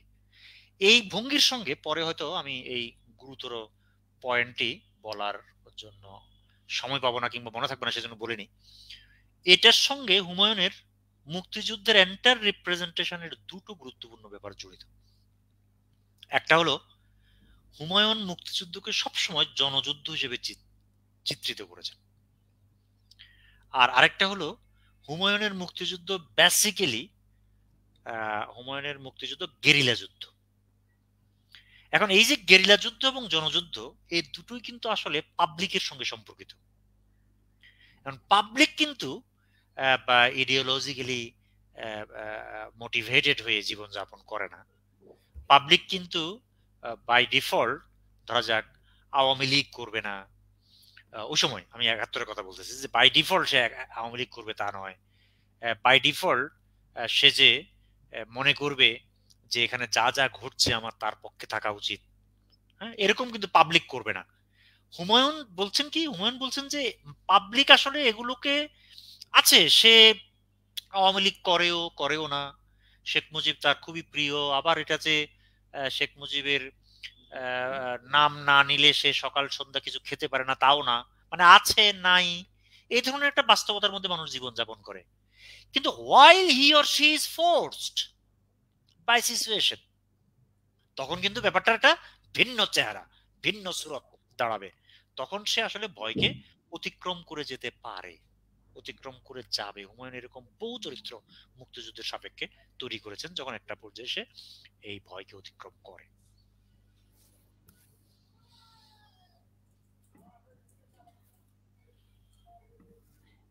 এই পরের প্রশ্নটা ইতিমধ্যে খানিকটা আমাদের আলোচনা হয়ে গেছে এবং জনযুদ্ধের প্রসঙ্গও চলে এসেছে। এখন আমরা তাহলে শেষের প্রশ্নে আসি, মানে এই পর্বে। সেটা হচ্ছে হুমায়ুন আপনি এটা বলেছেন এবং এটা আমি পড়তে যাও আপনার সাথে একমত যে হুমায়ুন আহমেদ ছোট গল্প, ছোট উপন্যাস যতটা সফলভাবে মানে করতে পেরেছেন, রচনা করতে পেরেছেন, বা সেসব গল্প উপন্যাসে মুক্তিযুদ্ধকে যেভাবে সফলভাবে ধরতে পেরেছেন বড় উপন্যাসে পারেননি।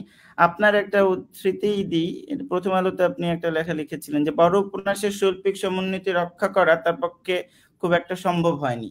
এই কথাটা একটু খোলাসা করুন।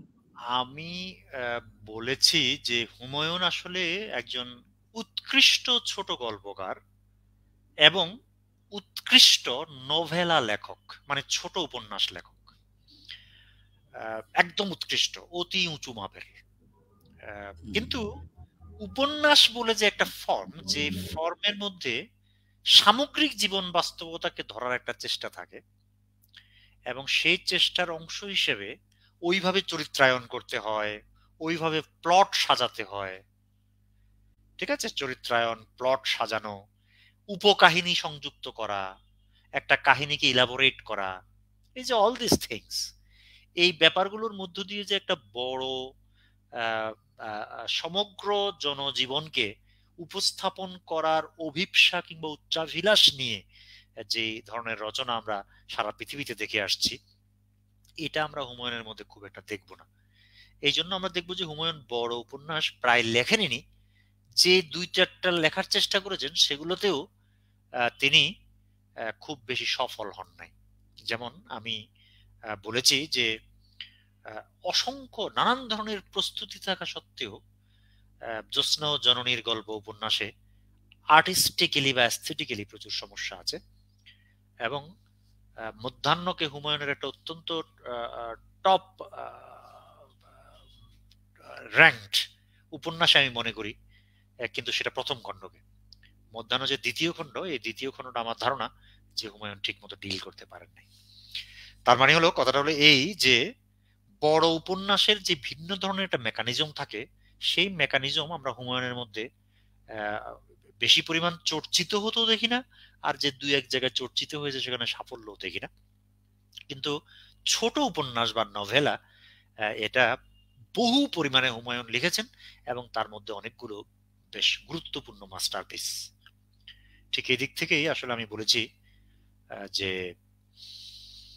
হুমায়ুন প্রধানত ছোট গল্প এবং ছোট উপন্যাসের একজন মুন্সী লেখক, একজন কুশলী লেখক। এই ছিল আমার সিদ্ধান্ত। ধন্যবাদ স্যার। আমার আমার পাশে খুব উচ্চ স্বরে বোঝায় সম্ভবত বিজয় দিবস পালন করছে, সুতরাং সেই সাউন্ড এখানে এফেক্ট করতে পারে, সুতরাং সেটার জন্য আমি ক্ষমা চাচ্ছি। কিছু করার নেই, হিন্দি গানও শুনতে পাচ্ছি বিজয় দিবস উপলক্ষে। ভারতে আছি না বাংলাদেশে আছে বোঝা মুশকিল, তো তারপরও প্রশ্ন করে যেতে হবে।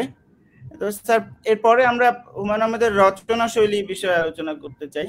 সেটা হচ্ছে, আমি পড়তে চাই যেটা মনে হচ্ছে হুমায়ুন আহমেদের যে মুক্তিযুদ্ধ ভিত্তিক গল্প উপন্যাসে যে এমন সার্টেন কিছু কন্ট্রাস্ট তিনি দেখান, হঠাৎ কিন্তু স্বাভাবিক বই সাদৃশ্যপূর্ণ দৃশ্যায়ন, যেটা কিনা সাহিত্য রস সৃষ্টি করতে মানে সাহায্য করে। এটা তার কৌশল কিনা, এবং মুক্তিযুদ্ধের বর্ণনার ক্ষেত্রে এটা কতটা কিভাবে এসেছে বা আদৌ এসেছে কিনা? আচ্ছা, এটা হুমায়ুনের মতো একজন লেখক যিনি নানান বিচারে প্রধানত তিনি জনপ্রিয় ধারার বই পুস্তক লিখেছেন বেশি, সংখ্যায় বেশি, এবং এই ধরনের লেখকদের পক্ষে এই বৈসাদৃশ্য তৈরি করা, হুমায়ুনের লেখার একটা খুব কমন বৈশিষ্ট্য হলো, তিনি বলতেন যে সাধারণত এরকম হয়ে থাকে, কিন্তু অমুক এই মুহূর্তে এরকম করছে না। এই যে বাক্যের প্যাটার্নটা, এই প্যাটার্নটা হুমায়ুনের মানে একদম প্রত্যেক লেখার মধ্যে পাওয়া যাবে, যে এটা হলো সাধারণ রুল, কিন্তু অমুক এই মুহূর্তে এটা করছে না, কিংবা যে আচরণ করার কথা সে আচরণ না করা, নাটকীয়তা তৈরি করা, এগুলো লেখালেখির সাধারণ বৈশিষ্ট্য। আর হুমায়ুনের মতো জনপ্রিয় ধারার লেখকদের জন্য এগুলো নানান ধরনের স্কেল বা টুল।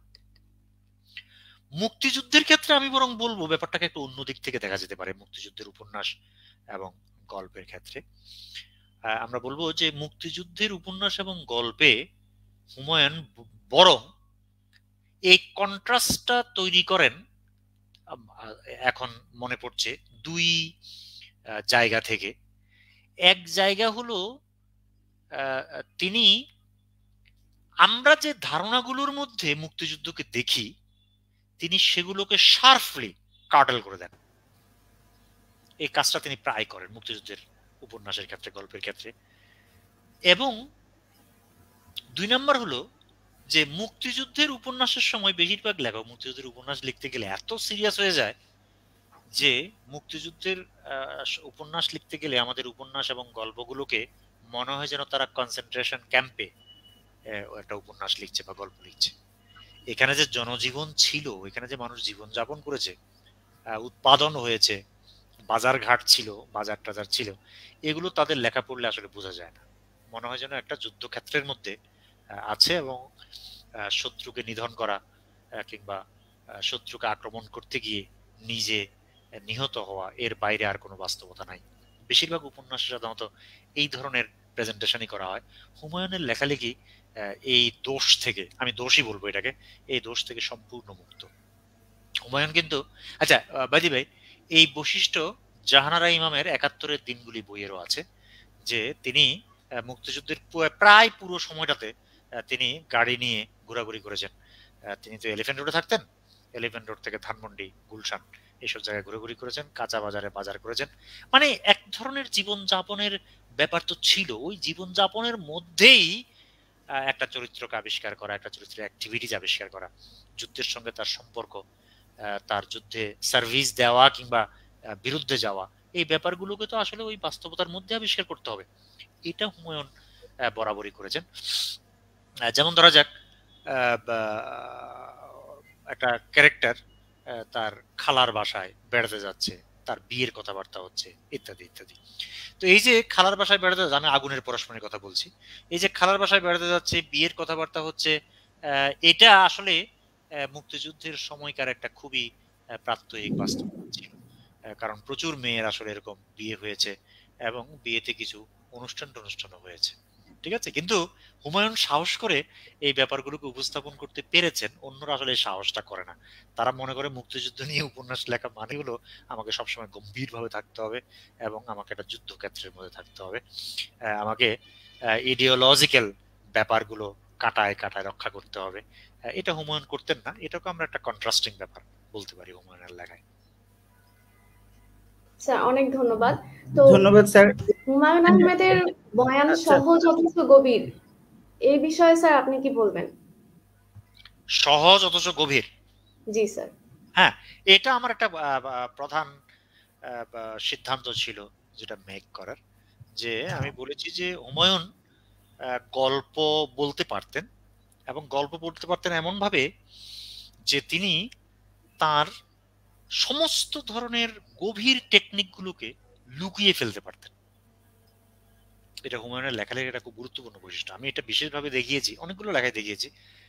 তার মধ্যে বিশেষভাবে দেখিয়েছি ধরা যাক প্রিয়তমেষু উপন্যাস নিয়ে আলাপ করার সময়, যে এটা গল্পটা, কাহিনীটা এত স্মুথলি বলা যে অনেকে খেয়ালই করবে না যে এর পরতে পরতে কত বিচিত্র ধরনের কাজ আছে। তো এই যে লুকিয়ে ফেলা, হ্যাঁ, আর্টিস্টিক ব্যাপারগুলোকে কনসিল করা, এই ব্যাপারটা হুমায়ুনের একটা খুব গুরুত্বপূর্ণ বৈশিষ্ট্য। এই বৈশিষ্ট্যের কারণেই আসলে হুমায়ুনের জনপ্রিয়তম লেখাগুলোর মধ্যেও প্রচুর পরিমাণে গুরুত্বপূর্ণ কাজ এবং থিমেটিক্যালি খুব গুরুত্বপূর্ণ ব্যাপার স্যাপার যে থাকে, এটা বেশিরভাগ পাঠক খেয়াল করে না। পাঠক ওটা খেয়াল না করে সে কাহিনীটা পড়ে ফেলতে পারে। স্যার এটা হতে পারে যে ওই টেকনিকগুলোর জন্যই এটা এত জনপ্রিয় হয়, যেটা হচ্ছে মানে খুব ইমপ্লাইডলি পাঠকের মনে কাজ করে থাকে। হ্যাঁ, সেটা তো ডেফিনিটলি ইট ইজ সো। কিন্তু আমি শুধু জনপ্রিয় লেখাগুলোর কথাই বলছি না, আমি বলছি যেগুলো ঠিক জনপ্রিয় ধারার লেখা নয়, এমনকি আমরা ধরা যাক খুব ভালোভাবে মেইন স্ট্রিম লিটারেচারের যে কোনো ছকে আমরা সুন্দর করে পড়তে পারি এমন রচনা, ধরা যাক প্রিয়তমেষু। এই লেখাটার যে নানান ধরনের ইডিওলজিক্যাল, তারপরে হলো মাল্টিফ্যাসেটেড এন্ড মাল্টি লেভেল যে প্রেজেন্টেশন, এই ব্যাপারগুলোর প্রতি কোনো প্রকার মনোযোগ না দিয়েই একজন পাঠক শুরু থেকে শেষ পর্যন্ত কাহিনীটি পড়ে ফেলতে পারবে। আমি ওটাই বুঝাচ্ছি যে এইটার এই সারল্য এবং গল্প বলার এই অদ্ভুত মুন্সিয়ানাটা হুমায়ুনের লেখার মধ্যে আছে। ফলে এটা ডেফিনেটলি বলা যাবে হুমায়ুনের বহু লেখা, ডেফিনেটলি সব লেখা নয়, কিন্তু হুমায়ুনের বহু লেখা সরল কিন্তু গভীর। আচ্ছা, এই পর্যায়ে জহির ভাইকে প্রশ্ন করার আমন্ত্রণ জানাচ্ছি। আপনি আছেন? ওটারই সম্পূরক প্রশ্ন ছিল যে হুমায়ুন আহমেদের লেখা যথেষ্ট মিতব্যয়ী, মানে বেশি মানে অযথা কথা খরচে তো প্রশ্ন ওঠে না, অল্প কথায় যেটা বললেন যে অনেক কথা বলে, এবং সেটা ধর্ষণের বর্ণনার ক্ষেত্রেও দেখা যায়।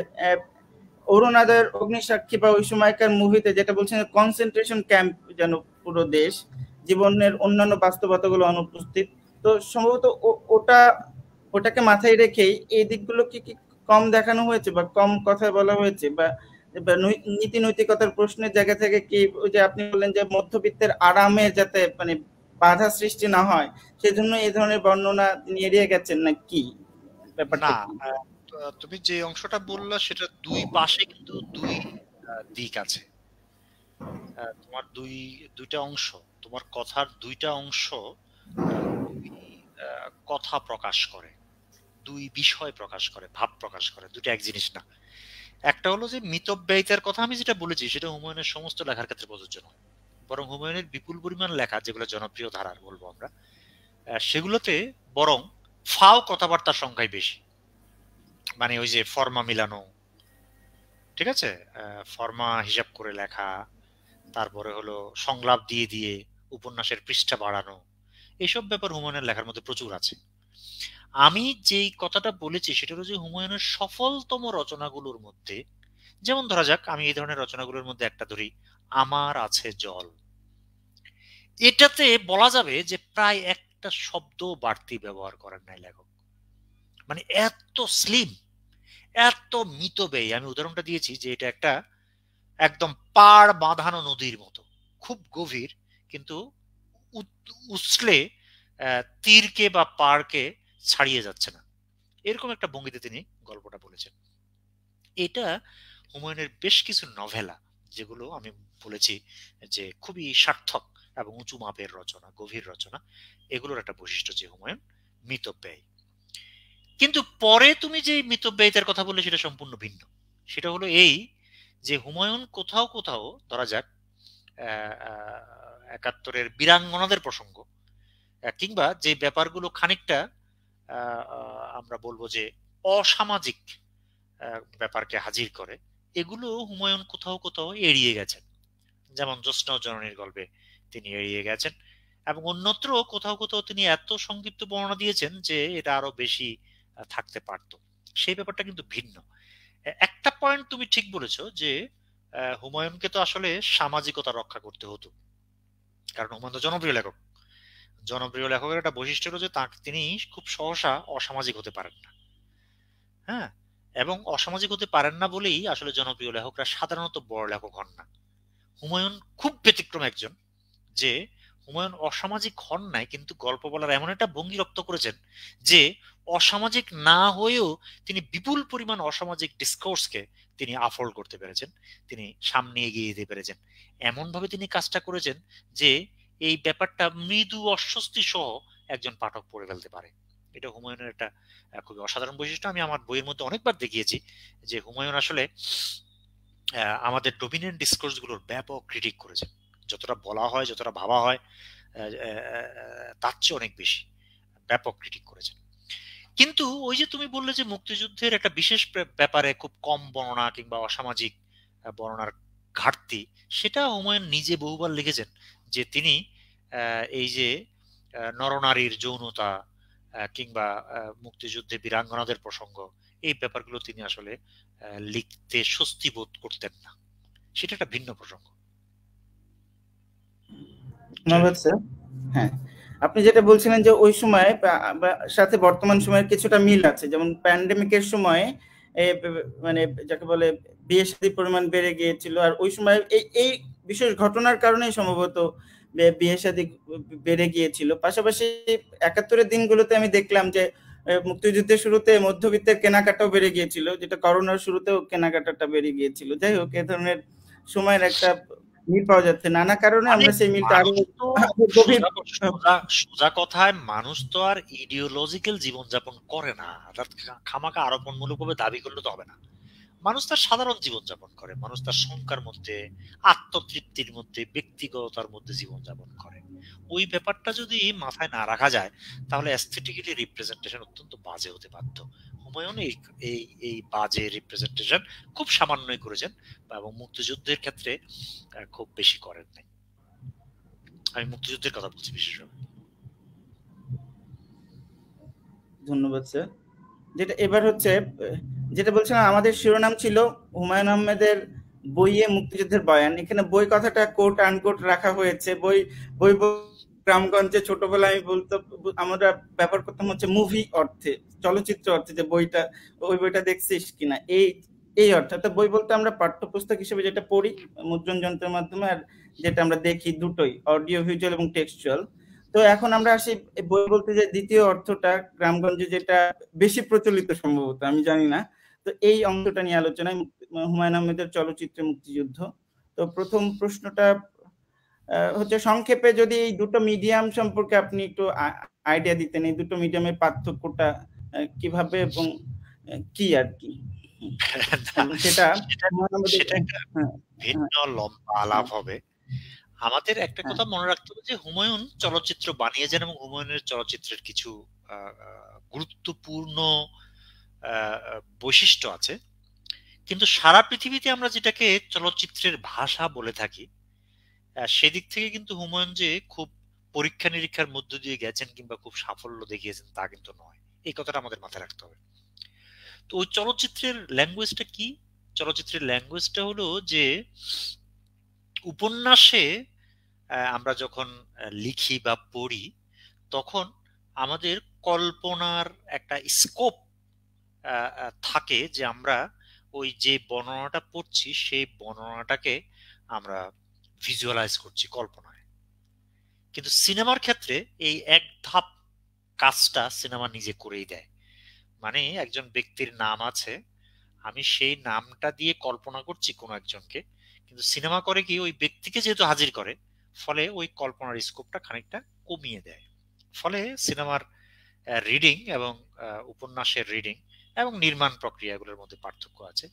কিন্তু সেই আলোচনায় আমরা না গিয়ে আমরা শুধু বলবো যে হুমায়ুনের চলচ্চিত্রের একটা প্রধান দুর্বলতা, যেটা বহু লোক বলেছে, আমি হুমায়ুনের চলচ্চিত্র নিয়ে একটা প্রবন্ধ যোগ করেছি এই বইতে, সেখানেও কথাটা আছে যে হুমায়ুনের চলচ্চিত্র যখন তিনি লিখছেন তখন তিনি আসলে চলচ্চিত্রের মধ্যে উপন্যাসই লিখেছেন। এটা আমরা বলবো যে হুমায়ুনের চলচ্চিত্রের একটা দুর্বলতা আমরা বলবো। যদিও আমি আবার মনে করে দিচ্ছি যে হুমায়ুনের চলচ্চিত্রেও নানান ধরনের কন্ট্রিবিউশন আছে, হুমায়ুনের চলচ্চিত্রের মধ্যে ব্যক্তিত্ব আছে নানান ধরনের, স্টিল এটার মধ্যে চলচ্চিত্রের ভাষাগত খানিকটা লিমিটেশন আছে, আমরা এটা বলবো। সাদিয়া, এবার তুমি দ্বিতীয় প্রশ্নটা করো। আমার এখানে এত শব্দ হচ্ছে, আমি যে এইখানে মনোযোগ দিতেই কষ্ট হচ্ছে, এরকম অবস্থা। স্যার, আপনার কাছে আমার নেক্সট প্রশ্ন হচ্ছে, চলচ্চিত্র সম্পর্কে অবশ্য আমার সাথে জহির ভাইয়ের ভালো ছিল। সাহিত্য আর চলচ্চিত্র মাধ্যমের মধ্যে পার্থক্যটা কি স্যার আপনার মতে? না, সেটা তো আমরা এখনই বললাম।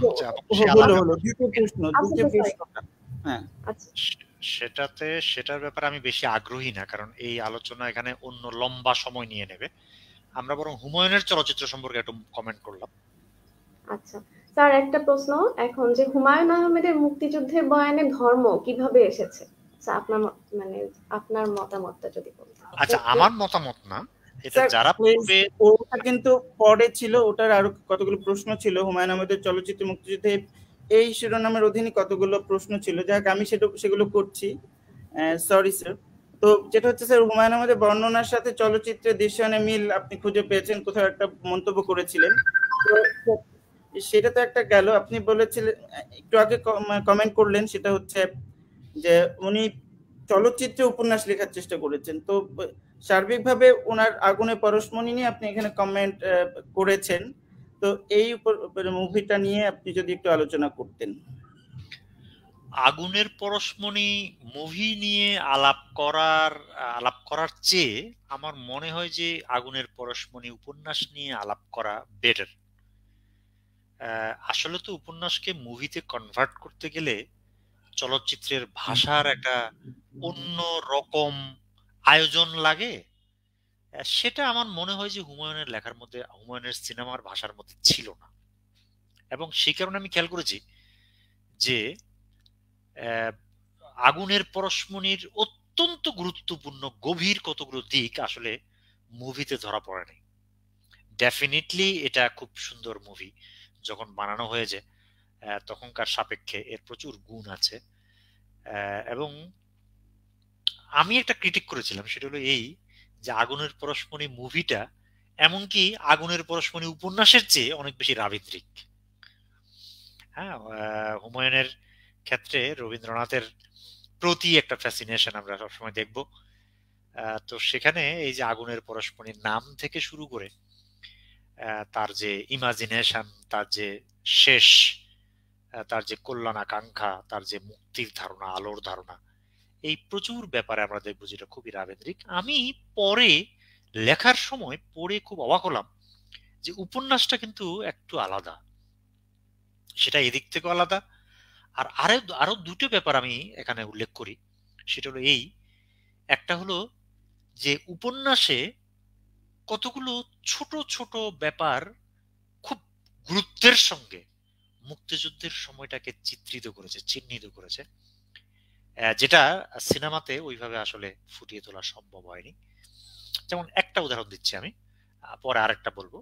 একটা উদাহরণ দিচ্ছি যে ওই ভদ্রলোক যিনি অফিসে চাকরি করেন, তিনি অফিসে যাচ্ছিলেন, রাস্তায় তিনি দেখলেন যে একটা ট্রাকের মধ্যে পাকিস্তানি সামরিক বাহিনীর লোকেরা বাঙালি তরুণদেরকে তুলে নিয়ে যাচ্ছে এবং একটা রুমাল দিয়ে ওকে ভয় দেখাচ্ছে। এই লেখক বলছেন যে ওই চরিত্রটার নাম কি যেন, বলে যে ও এই দৃশ্য দেখে অসুস্থ হয়ে পড়েছে, সে আর অফিসে যেতে পারলো না সেদিন, সে বাড়িতে ফিরে গেল, বাসায় ফিরে গেল। এখন আমি এটা ব্যাখ্যা করেছি যে এই হলো মুক্তিযুদ্ধের কত সাটল মানে বিবরণ, কত সূক্ষ্ম বিবরণ হওয়া সম্ভব তার একটা পরিচয় আমরা এই ছোট্ট অংশের মধ্যে পাবো, যেখানে রেসিজমের একটা দারুণ উপস্থাপনা আছে। যে পাকিস্তানি সেনাবাহিনী বাঙালি জনগোষ্ঠীকে যুদ্ধের উপযোগী মনে করছে না, সে তাকে ঠাট্টা করছে, ভয় দেখাচ্ছে এবং সেটা রুমাল সামনে, হ্যাঁ, একটা আঘাতের ভঙ্গি করে সে তাকে ভয় দেখাচ্ছে।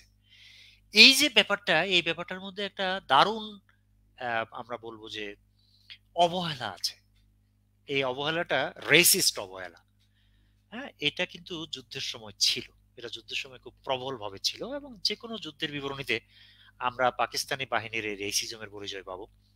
আমার বলার কথাটি হলো হুমায়ুন এই ব্যাপারটা এই ঘটনার মধ্য দিয়ে যত সূক্ষ্মভাবে উপস্থাপন করেছেন, এটা খুব বিরল। আগুনের পরশমণি উপন্যাস থেকে আমি আরেকটা উদাহরণ ব্যবহার করেছি যেটা সিনেমায় নেই। সেটা হলো এই যে আগুনের পরশমণিতে একটা বাড়ির সামনে, ওই যে পরিবারটির ঘটনা, তাদের ঘরের সামনে একটা বাগানের কথা আছে, সবজির বাগান। তো বাগান হচ্ছে না, ওই ভদ্রলোক গাজীপুরে গবেষণা ইনস্টিটিউটে মাটি নিয়ে গেল, মাটি নিয়ে গিয়ে পরীক্ষা নিরীক্ষা করালো, তারপরও সবজি হচ্ছে না, গাছ হচ্ছে না। এই বাই দিস টাইম মুক্তিযুদ্ধ শুরু হয়ে গেল, বর্ষা টর্ষা গেল এবং অনেকদিন পরে ওরা খেয়াল করলো যে প্রস্তুত মানে আগে যখন প্রচুর কষ্ট চেষ্টা হচ্ছিল, আগে যখন প্রচুর পরিমাণে এখানে ফসল ফলানোর চেষ্টা হচ্ছিল তখন আসলে ফলে নাই, কিন্তু ওদের অগোচরে এই যুদ্ধের সময়কালে, হ্যাঁ, এই বর্ষার পানির আহ্বানে বা আনুকূল্যে এখানে দারুণ সব গাছগাছালি গজিয়ে উঠেছে। আর এটা একটা লম্বা বর্ণনা আছে। I used it as a fantastic deep rooted metaphorical or symbolic in fact representation of freedom fight. অসাধারণ। মানে এই ব্যাপারগুলো, এগুলো হুমায়ুনের উপন্যাসে এমন ভাবে থাকে যে বেশিরভাগ লোক আসলে খেয়ালই করবে না। মানে এমন গল্পের ভঙ্গিতে এটাকে বলা হয়, এমন অনাড়ম্বর ভঙ্গিতে, এমন অনায়াসে ব্যাপারগুলো করা হয় যে বেশিরভাগ লোক এটা খেয়ালই করবে না। আর এই উপন্যাস এবং চলচ্চিত্র সম্পর্কে আমি আর যে পয়েন্টটা মেক করেছি সেটা হলো এই, যে এটা হলো গেরিলা যুদ্ধের একটা অসাধারণ রিপ্রেজেন্টেশন। সিনেমার ক্ষেত্রেও এই কথাটা প্রযোজ্য। সিনেমায়ও গেরিলা যে আক্রমণ কিংবা অভিযান, সেটার খুব সুন্দর পরিচয় আছে। ধন্যবাদ স্যার। আমাদের নেক্সট প্রশ্ন হচ্ছে যে প্লটের অনেক সম্ভাবনা থাকা সত্ত্বেও শ্যামল ছায়াকে হুমায়ুন আহমেদের প্রতিভা অনুযায়ী অনেক বাজে মুভি হিসেবে বলা যায় কিনা আপনার মতে? না, আমি এটা বলি না। আমি বরং অনেক বেশি প্রশংসা করেছি এই মুভির। ডেফিনেটলি ল্যাঙ্গুয়েজের দিক থেকে এর প্রচুর সমস্যা আছে, কিন্তু এর মধ্যে ল্যাঙ্গুয়েজের দিক থেকে প্রচুর পরিমাণে পরীক্ষা নিরীক্ষা এবং সাফল্য আছে। আমি শ্যামল ছায়া মুভিকে, যেটা একই নামে হুমায়ুনের যে উপন্যাস আছে এবং গল্প আছে সেগুলোর সঙ্গে মিলবে না, এটা নতুন একটা কাহিনী। এই শ্যামল ছায়া মুভির একটা গুরুত্বপূর্ণ অংশকে আমি হুমায়ুনের চলচ্চিত্র প্রতিভার বেস্ট প্রেজেন্টেশন বরং মনে করি। এবং একই সঙ্গে মনে করি যে মুক্তিযুদ্ধের কতগুলো দারুণ আইডিয়া হুমায়ুন এখানে রিকনস্ট্রাক্ট করেছেন।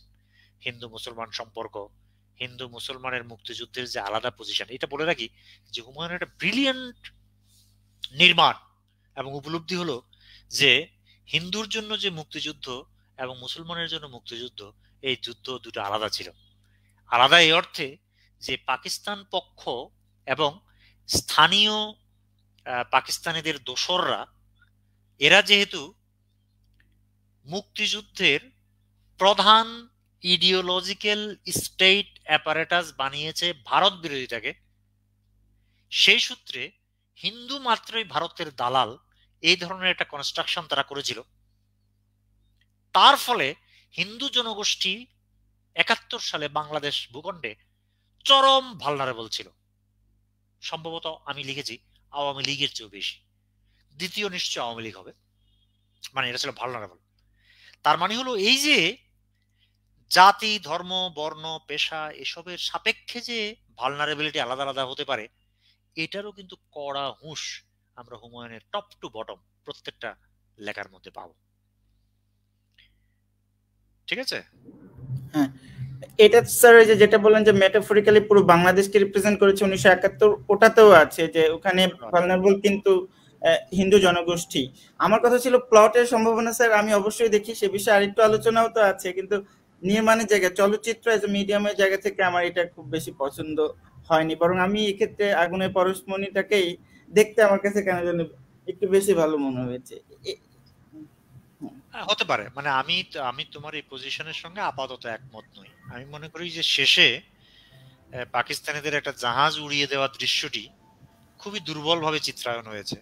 এটা ছাড়া বাকি অংশটি আমার কাছে ভালোই লাগে এই সিনেমার। ঠিক আছে স্যার, পরে হচ্ছে আমরা কি স্যার ওই অনিল বাগচি নিয়ে আলোচনা করবো নাকি? আচ্ছা, আমাদের মধ্যে প্রচুর সময় হয়ে গেছে, আমরা কি শেষের দিকে নিয়ে আসতে পারি নাকি? আমরা বেশ আরো যে সময়টা আমরা ধরে রেখেছিলাম আরো সময় আছে, আমরা চাইলে এটা আলোচনা করতে পারি। আচ্ছা, করো একটু। হ্যাঁ, তাহলে যেটা হচ্ছে হুমায়ুন আহমেদের এই অনিল বাগচির একদিন, এই উপন্যাসিকা নভেল অবলম্বনে মরশুদুল ইসলাম, যিনি যে প্রিয়তমেশু সিনেমাটাও করেছেন, যেটা নিয়ে আপনি আলোচনা করেছেন, তো নির্মাণ করেছেন, এই ছবিটা নিয়ে একটু আলোচনা করুন। না, এই ছবির মধ্যে ছবির তো অনেক সীমাবদ্ধতা থাকে। সিনেমার আসলে একটু সীমাবদ্ধতা হলো যে সিনেমাতে আসলে এক বাক্য বলে দিয়ে কাজ ছাড়া যায় না। উপন্যাসে একটা বাক্য বলে দিল, যেটার জন্য দিল্লি হিল্লি সব উপস্থিত হলো, কিন্তু সিনেমায় তো আসলে দিল্লি হিল্লির কথা বলতে গেলে দিল্লি হিল্লি তৈরি করতে হয়, দিল্লি হিল্লি তৈরি করে তারপর প্রেজেন্ট করতে হয়। ফলে সিনেমা স্যার একটু ইন্টারেস্ট করি স্যার, হুমায়ুন আহমেদ যেহেতু ব্যক্তির মনের মধ্যে বেশি কাজ করেন, এই কারণে হয়তো প্রতিটা অনুভূতি সূক্ষ্ম সূক্ষ্ম যে লেভেল গুলো আছে, এগুলো চলচ্চিত্রে ওইভাবে ফুটিয়ে তোলা হয়তো পসিবল হয় না। ওই আর্টটা পাওয়ার জন্য, ওই আর্টে এক্সপার্টাইজ অর্জন করার জন্য যে এক্সপার্টাইজ দরকার অ্যাকচুয়ালি, সেটা হয়তো একজন গল্প লেখকের পক্ষে ওটা মানে প্রোভাইড করা সম্ভব হয়নি। আচ্ছা, আমার মনে হয় যে এই পয়েন্টটা খারাপ বলনি, এটা ভালো পয়েন্ট যে সিনেমার পক্ষে আসলে মনস্তাত্ত্বিক ব্যাপারগুলো উপস্থাপন করা খুবই কঠিন। এখন এটা যে করা যায় না তা না, সিনেমা করে। আমি আমার এই বইয়ে একাধিকবার লিখেছি এই কথা যে ওটা করার জন্য সিনেমার ভাষায় যে পরিমাণ অ্যাম্বিশাস হওয়ার কথা ছিল, হওয়া দরকার ছিল, সেটা আসলে হতে পারেন নাই। মোর্শেদ সাহেবও পারেন নাই, হুমায়ুন আহমেদ নিজেও পারেন নাই। ফলে এই পয়েন্টটা ভ্যালিড, এই পয়েন্টটা ঠিকই আছে। তো মানে উপন্যাস দিল্লি হিল্লি। হ্যাঁ, মানে ওই যে আমরা তো আলাপ করছিলাম অনিল বাগচির একদিন সিনেমা নিয়ে, ফলে আমি বলছি সিনেমার ক্ষেত্রে ওই লিমিটেশন গুলো আছে।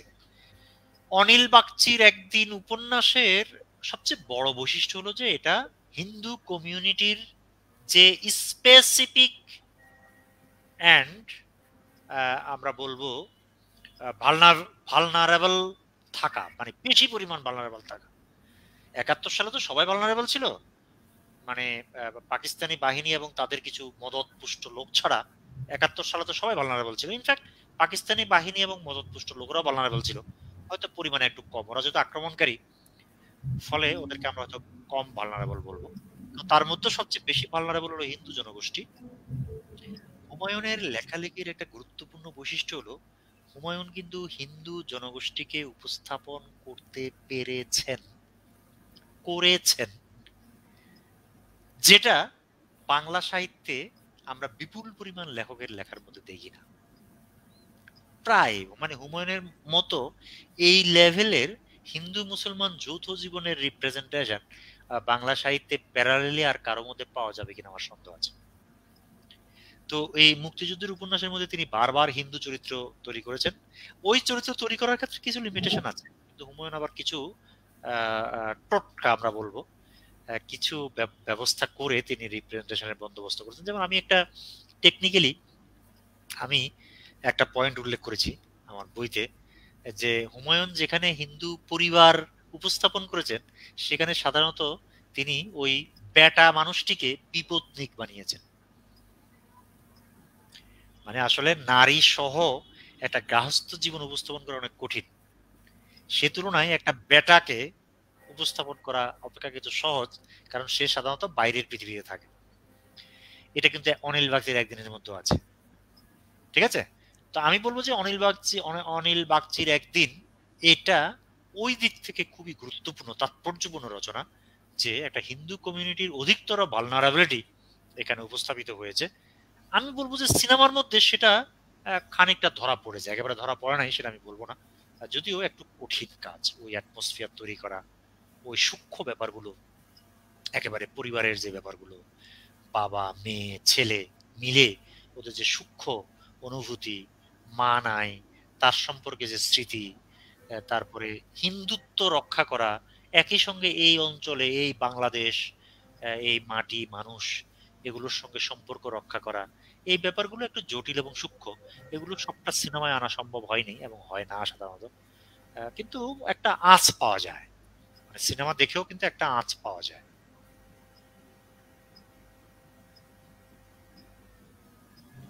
জহির, ধন্যবাদ।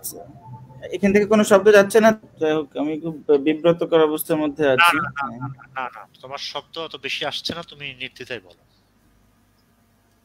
হ্যাঁ, এরপরে হচ্ছে আমাদের এই মুক্তিযুদ্ধে মানে হুমায়ুন আহমেদের মুক্তিযুদ্ধের বয়ানের ধর্ম, এই পর্বটা নিয়ে আলোচনা করব। তো প্রথম প্রশ্ন হচ্ছে, হুমায়ুন আহমেদের বইয়ে মুক্তিযুদ্ধ কিভাবে ধর্মকে মোকাবেলা করে? ইনফ্যাক্ট মোকাবেলা করে না। আমি দেখিয়েছি এটাতে, আমি তো আমার বইতে একটা চ্যাপ্টার রেখেছি হুমায়ুন আহমেদের মৌলানারা, বা হুমায়ুনের মৌলানারা বোধহয়।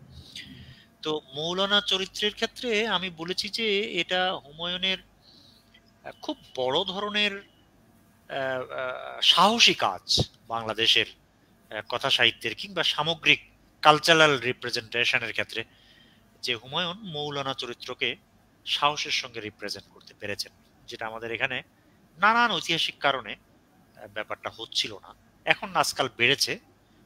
আমি বলি যে এটা হুমায়ুনের প্রায় একক কৃতিত্ব, যে হুমায়ুন এই ইনফ্লুয়েন্সটা তৈরি করেছেন।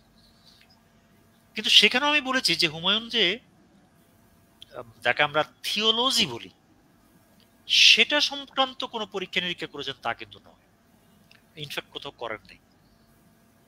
কিন্তু মুক্তিযুদ্ধের ক্ষেত্রে এটা একটা গুরুত্বপূর্ণ প্রসঙ্গ হিসেবে ছিল এবং আছে।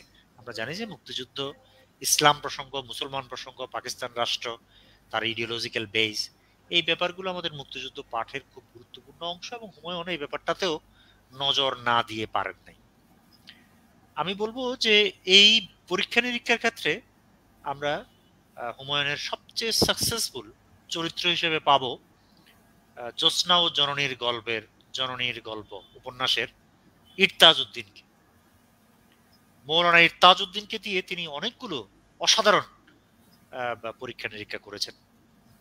ইরতাজউদ্দিনকে তিনি বেশ লিবারেল হিসেবে চিত্রিত করেছেন, যিনি লিবারেল কিন্তু ধর্মের প্রসঙ্গগুলো তিনি ছাড়ছেন না।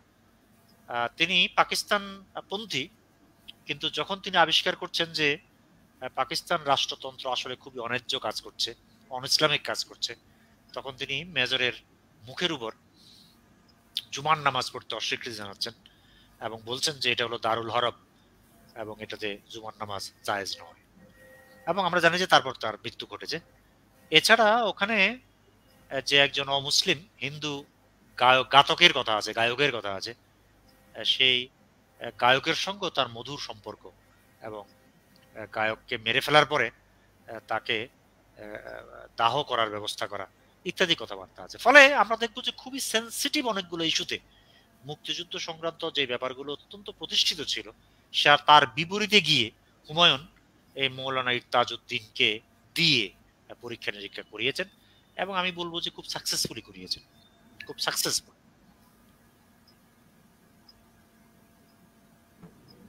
আর একটা দিক স্যার যেটা হয় যে ধর্মতত্ত্ব নিয়ে ওরকম আলোচনা না থাকলেও যে ওই সময় এমনকি হিন্দু মুসলমান উভয় ক্ষেত্রে বলছেন, বিশেষত ৭১-এ দেখা যাচ্ছে যে ওই যে সম্ভবত বলাই মন্দিরের পেছনে সম্ভবত কালী মূর্তির পেছনে আশ্রয় নিয়েছিল, তাকে বাঁচাতে পারছে না, বা অন্য জায়গায় বলছে যে ওই যে রফিক বলতেছে তো অন্য জায়গায় অনেক মুসলমান মসজিদে আশ্রয় নিয়েও আল্লাহর কাছে প্রার্থনা করেও বাঁচতে পারে মিলিটারিদের কাছ থেকে, এই ধরনের বর্ণনা ছিল। যাই হোক, এই ধরনের বর্ণনা ছিল এবং এগুলো খুবই সূক্ষ্ম এবং খুবই কার্যকর, কিন্তু এগুলো ঠিক থিওলজিক্যাল যে পরীক্ষা নিরীক্ষা সেটা নয়। মানে আমি শুধু কথাটা তুললাম এই জন্য যে হুমায়ুন তো অনেকগুলো মৌলানা কিংবা হাফেজ চরিত্র নিয়ে ডিল করেছেন, কিন্তু সেখানে যিনি থিওলজি নিয়ে ডিল করেননি, এটা হয়তো তার প্রবণতার মধ্যেও পড়ে না। আমি আগেও বলেছি যে হুমায়ুন ডোমিনেন্ট ডিসকোর্স গুলো নিয়ে যে সবসময় কাজ করেছেন তা কিন্তু নয়, যদিও হুমায়ুনের নিজের একটা বোঝাপড়া বিচিত্র বিষয়ে তার লেখালেখির মধ্যে উপস্থাপিত হয়েছে, কিন্তু সেটাকে ডোমিনেন্ট ডিসকোর্স গুলোকে উপস্থাপন করে তার এক ধরনের রূপান্তর দেখানোর চেষ্টা বলা যাবে না। ধর্মতত্ত্বের ক্ষেত্রে সে কথা প্রযোজ্য। এরপরের প্রশ্নটা হচ্ছে ফাহমিদুল হক স্যারের একটা লেখায় পড়েছিলাম, উনি যে শ্যামল স্যারই মৌলানা চরিত্র নিয়ে লিখেছিলেন যে ওয়ারেন টেররের যুগে এটা একটা গুরুত্বপূর্ণ চরিত্রায়ন, তো এই ব্যাপারে আপনি কি বলতে চান?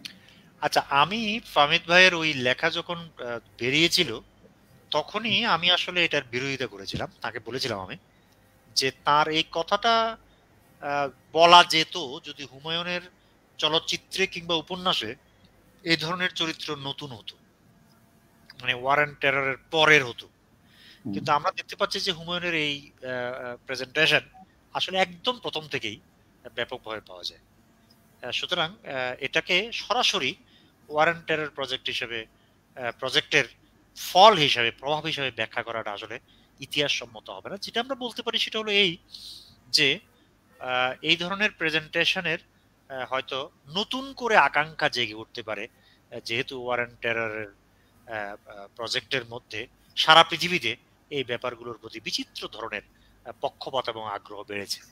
সেদিক থেকে এটা হয়তো একটু প্রায়োরিটাইজড হতে পারে, এটা একটু হয়তো জোর পেতে পারে, কিন্তু হুমায়ুনের ক্ষেত্রে এটা একদম ঠিক না যে হুমায়ুন এই ধরনের চরিত্র নতুন বানানো শুরু করেছেন, এটা একদম ঠিক না। তবে স্যার একটা ইন্টারেস্টিং আমি দিক লক্ষ্য করলাম, সেটা হচ্ছে হুমায়ুন আহমেদ শ্যামল ছায়া নামে একটা গল্প লিখেছেন, উপন্যাসিকা নভেলা লিখেছেন, চলচ্চিত্র করেছেন, তিনটার গল্প তিন রকম। তো প্রথমটাতে আমার মনে হচ্ছে একজন ট্রেড ইউনিয়ন করা ছাত্র নেতা যে পঙ্গু হয়ে যুদ্ধের পরে জীবনযাপন করছে, এটা একটা গল্প। আর দ্বিতীয়টা হচ্ছে যেখানে আমরা উল্টোটা দেখতে, মানে তখন আবার আমি দেখতে পাচ্ছি আওয়ামী লীগের বয়ান, যেখানে জয় এমনকি জয় বঙ্গবন্ধু বলা হচ্ছে, কোন এক চরিত্র বলছেন। আর তৃতীয়তে দেখছি মৌলানার উপস্থাপন। তো আমার মনে হচ্ছে যে হুমায়ুন আহমেদ একই কিন্তু অন্য ক্ষেত্রে আমরা দেখতে পেয়েছি, যেমন রফিক নামটা বা মতিন নামটা বিভিন্ন জায়গায় একই নাম হলেও খানিকটা ভিন্ন ভিন্ন ভাবে উপস্থাপিত হয়েছে। তো এই দিকটাকে কিভাবে মূল্যায়ন করব, মানে কিভাবে দেখা যায়? শ্যামল ক্ষেত্রে এটা একদম প্রযোজ্য নয়, কারণ শ্যামল ছায়া তো আসলে বাংলাদেশকে মিন করেন হুমায়ুন, শ্যামল ছায়া, এটা হলো বাংলাদেশ। হ্যাঁ এই জন্য তিনি নামটা ব্যবহার করেছেন। কিন্তু এই শ্যামল ছায়া উপন্যাসের সঙ্গে শ্যামল ছায়া নামের যে সিনেমা, এ দুটোর তো এক শব্দেরও মিল নেই, এটা সম্পূর্ণ ভিন্ন জিনিস। এখন তুমি যেটা বলছো যে জয় বাংলা কিংবা জয় বঙ্গবন্ধু বলছে, এই ব্যাপারে তো হুমায়ুনের কোথাও কোনো আপত্তি ছিল না, কোথাও না। হুমায়ুন তো মুক্তিযুদ্ধের মেইন স্ট্রিম যে ন্যারেটিভ, এবং সেই ন্যারেটিভের মধ্যে জাতীয়তাবাদী যে আকাঙ্ক্ষা, সেই তার মধ্যে যে ইডিওলজিক্যাল পেনিট্রেশন, এগুলোর ব্যাপারে হুমায়ুন কিন্তু কখনোই ভিন্ন মত পোষণ করেন নাই। তিনি বলছেন যে এগুলো আছে, বাট ইন রিপ্রেজেন্টেশন তিনি এমন সব টুইস্ট করছেন তার মধ্যে, এবং ন্যাচারালি যে ওটা বিভিন্ন নতুন সংজ্ঞায়ন পাচ্ছে, নতুন রূপ পাচ্ছে, সেটা হচ্ছে। কিন্তু এটা খেয়াল রাখতে হবে যে হুমায়ুন কিন্তু জাতীয়তাবাদী আকাঙ্ক্ষা থেকে মুক্ত নন, বা জাতীয়তা আকাঙ্ক্ষাকে বাদ দিচ্ছেন না, তিনি ইডিওলজিক্যাল কনস্ট্রাকশনকেও বাদ দিচ্ছেন না, এটা হুমায়ুন কোথাও দেননি। ধন্যবাদ। এরপরে স্যার একদম মানে ইন জেনারেল একটা প্রশ্ন, সেটা হচ্ছে অন্যান্য ঔপন্যাসিক গল্পকারদের সাথে হুমায়ুনকে কিভাবে পাঠ করা যায়, মানে এই বিষয়টা যদি আলোচনা করতেন, মানে তুলনাটা। হ্যাঁ সংক্ষেপে একটা। কথা হলো যে হুমায়ুনের মুক্তিযুদ্ধ নিয়ে আমরা যে মন্তব্য করেছি, এটা হলো সামগ্রিকতার দিক থেকে। মুক্তিযুদ্ধ নিয়ে আমাদের অন্য লেখকরাও দারুণ সব গল্প এবং উপন্যাস লিখেছেন। এখন গল্প উপন্যাস লেখা মানে কি, বিশেষ করে উপন্যাস যখন লেখা হয় তখন তো একটা ছোট্ট ঘটনা, একটা চরিত্র, এটা নিয়ে একটা সুন্দর উপন্যাস কিংবা এমনকি নভেলাও, যদিও নভেল বা উপন্যাস পুরোপুরি সম্ভব নয় একটা ছোট্ট ঘটনা কিংবা চরিত্র নিয়ে, কিন্তু নভেলা লেখা সম্ভব, অনেকে লিখেছেন এবং গল্প তো লিখেছেনই। আমার শুধু বক্তব্য ছিল এই যে হুমায়ুনের মুক্তিযুদ্ধের এন্টার রিপ্রেজেন্টেশন এত বিচিত্র এবং সংখ্যায় এত বেশি, গুণে মানে তো দুর্দান্ত, যে অন্তত এই রিপ্রেজেন্টেশনের দিক থেকে হুমায়ুনের সঙ্গে অন্য কারো তুলনা চলবে না। এটা ছিল আমার একটা পয়েন্ট। আর দ্বিতীয় পয়েন্ট যেটা, সেটা হলো এই যে অন্য বেশিরভাগ লেখকের ক্ষেত্রে, যে পয়েন্টগুলো আসলে আমি আগে বলেছি, অন্য বেশিরভাগ লেখকের ক্ষেত্রে ইডিওলজিটাকে সবসময় এক্সিস্টেন্সের অধীন করতে পারেন নাই লেখকেরা। আমি বলবো যে তারা ইডিওলজি বায়াসড থেকেছেন। আমি কোনো হরে ধরে মন্তব্য করছি না। বড় লেখকদের, আমাদের বড় লেখকদের দুর্দান্ত সব গল্প উপন্যাস আছে মুক্তিযুদ্ধ নিয়ে, কিন্তু বেশিরভাগ গল্প উপন্যাসের মধ্যে এই প্রবলেমটা আসলে থেকে গেছে। ব্যতিক্রম আছে, এটা বলার জন্যই ধরা যাক আমি দুটো উদাহরণ দিচ্ছি। হাসান আজিজুল হকের ধরা যাক ভূষণের একদিন, এটা ধরা যাক একটা মাস্টারপিস গল্প মুক্তিযুদ্ধের প্রেজেন্টেশনের দিক থেকে, যেখানে ইডিওলজিক্যাল বায়াসনেসের বিন্দু বিসর্গ নাই। ধরা যাক রেইনকোট বাই আখতারুজ্জামান ইলিয়াস, যদিও এটাতে মুক্তিযোদ্ধার রেইনকোটকে মহিমান্বিত করা হয়েছে, কিন্তু মুক্তিযুদ্ধে যাওয়া তো আসলে সাহসের ব্যাপারও বটে। সুতরাং এই মহিমায়ন শুধু মুক্তিযুদ্ধের নাম থেকে আসে না, কর্মকাণ্ড থেকে আসতে পারে। একজন যুদ্ধে ঝাঁপিয়ে পড়ছে, তো নিজে এটা সাহসের ব্যাপার, ঠিক আছে? ফলে এই যে রেইনকোট নামে একটা অসাধারণ গল্প, যেটা ভাষার দিক থেকে, মুক্তিযুদ্ধের রিপ্রেজেন্টেশনের দিক থেকে, একজন লোকের টর্চার্ড হওয়ার মধ্য দিয়ে একটা নতুন চৈতন্যে, নতুন প্রাণনায়, একটা নতুন মূল্যবোধে, মাত্রায় উন্নীত হওয়ার দিক থেকে, এটাও কিন্তু একটা দুর্দান্ত লেখা। তার মানে এই ধরনের লেখাপত্র আছে, কিন্তু সামগ্রিকভাবে আমি বলবো, আমি মুক্তিযুদ্ধের রিপ্রেজেন্টেশনের ক্ষেত্রে হুমায়ুনের সঙ্গে আমাদের আর কোনো লেখকের তুলনা করতে আমি আগ্রহী নই।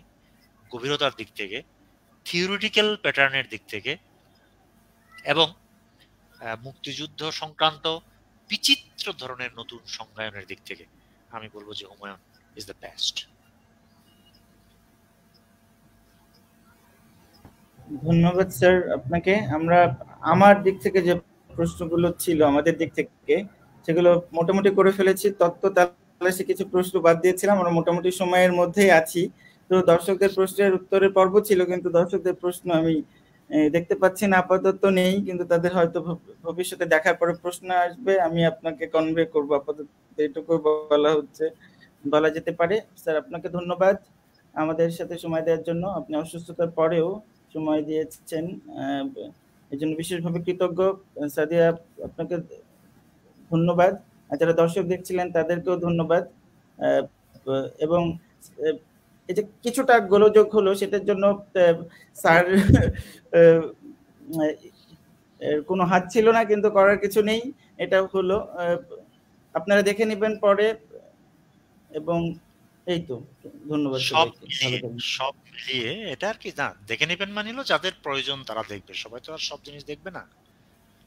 আমাদের ইন্টারনেট জনিত কিছু সমস্যার কারণে কিছু সমস্যা তৈরি হলো, আদারওয়াইজ যাই হোক, আমি বিশেষভাবে তোমাদের ধন্যবাদ দিতে চাই যে তোমরা বেশ খেটে খুঁটে ঘেটে কিছু প্রসঙ্গ সামনে নিয়ে এসছো, এই জন্য তোমাদের ধন্যবাদ দিই। ধন্যবাদ স্যার, ভালো থাকবেন, সবাই ভালো থাকবেন, খোদা হাফেজ।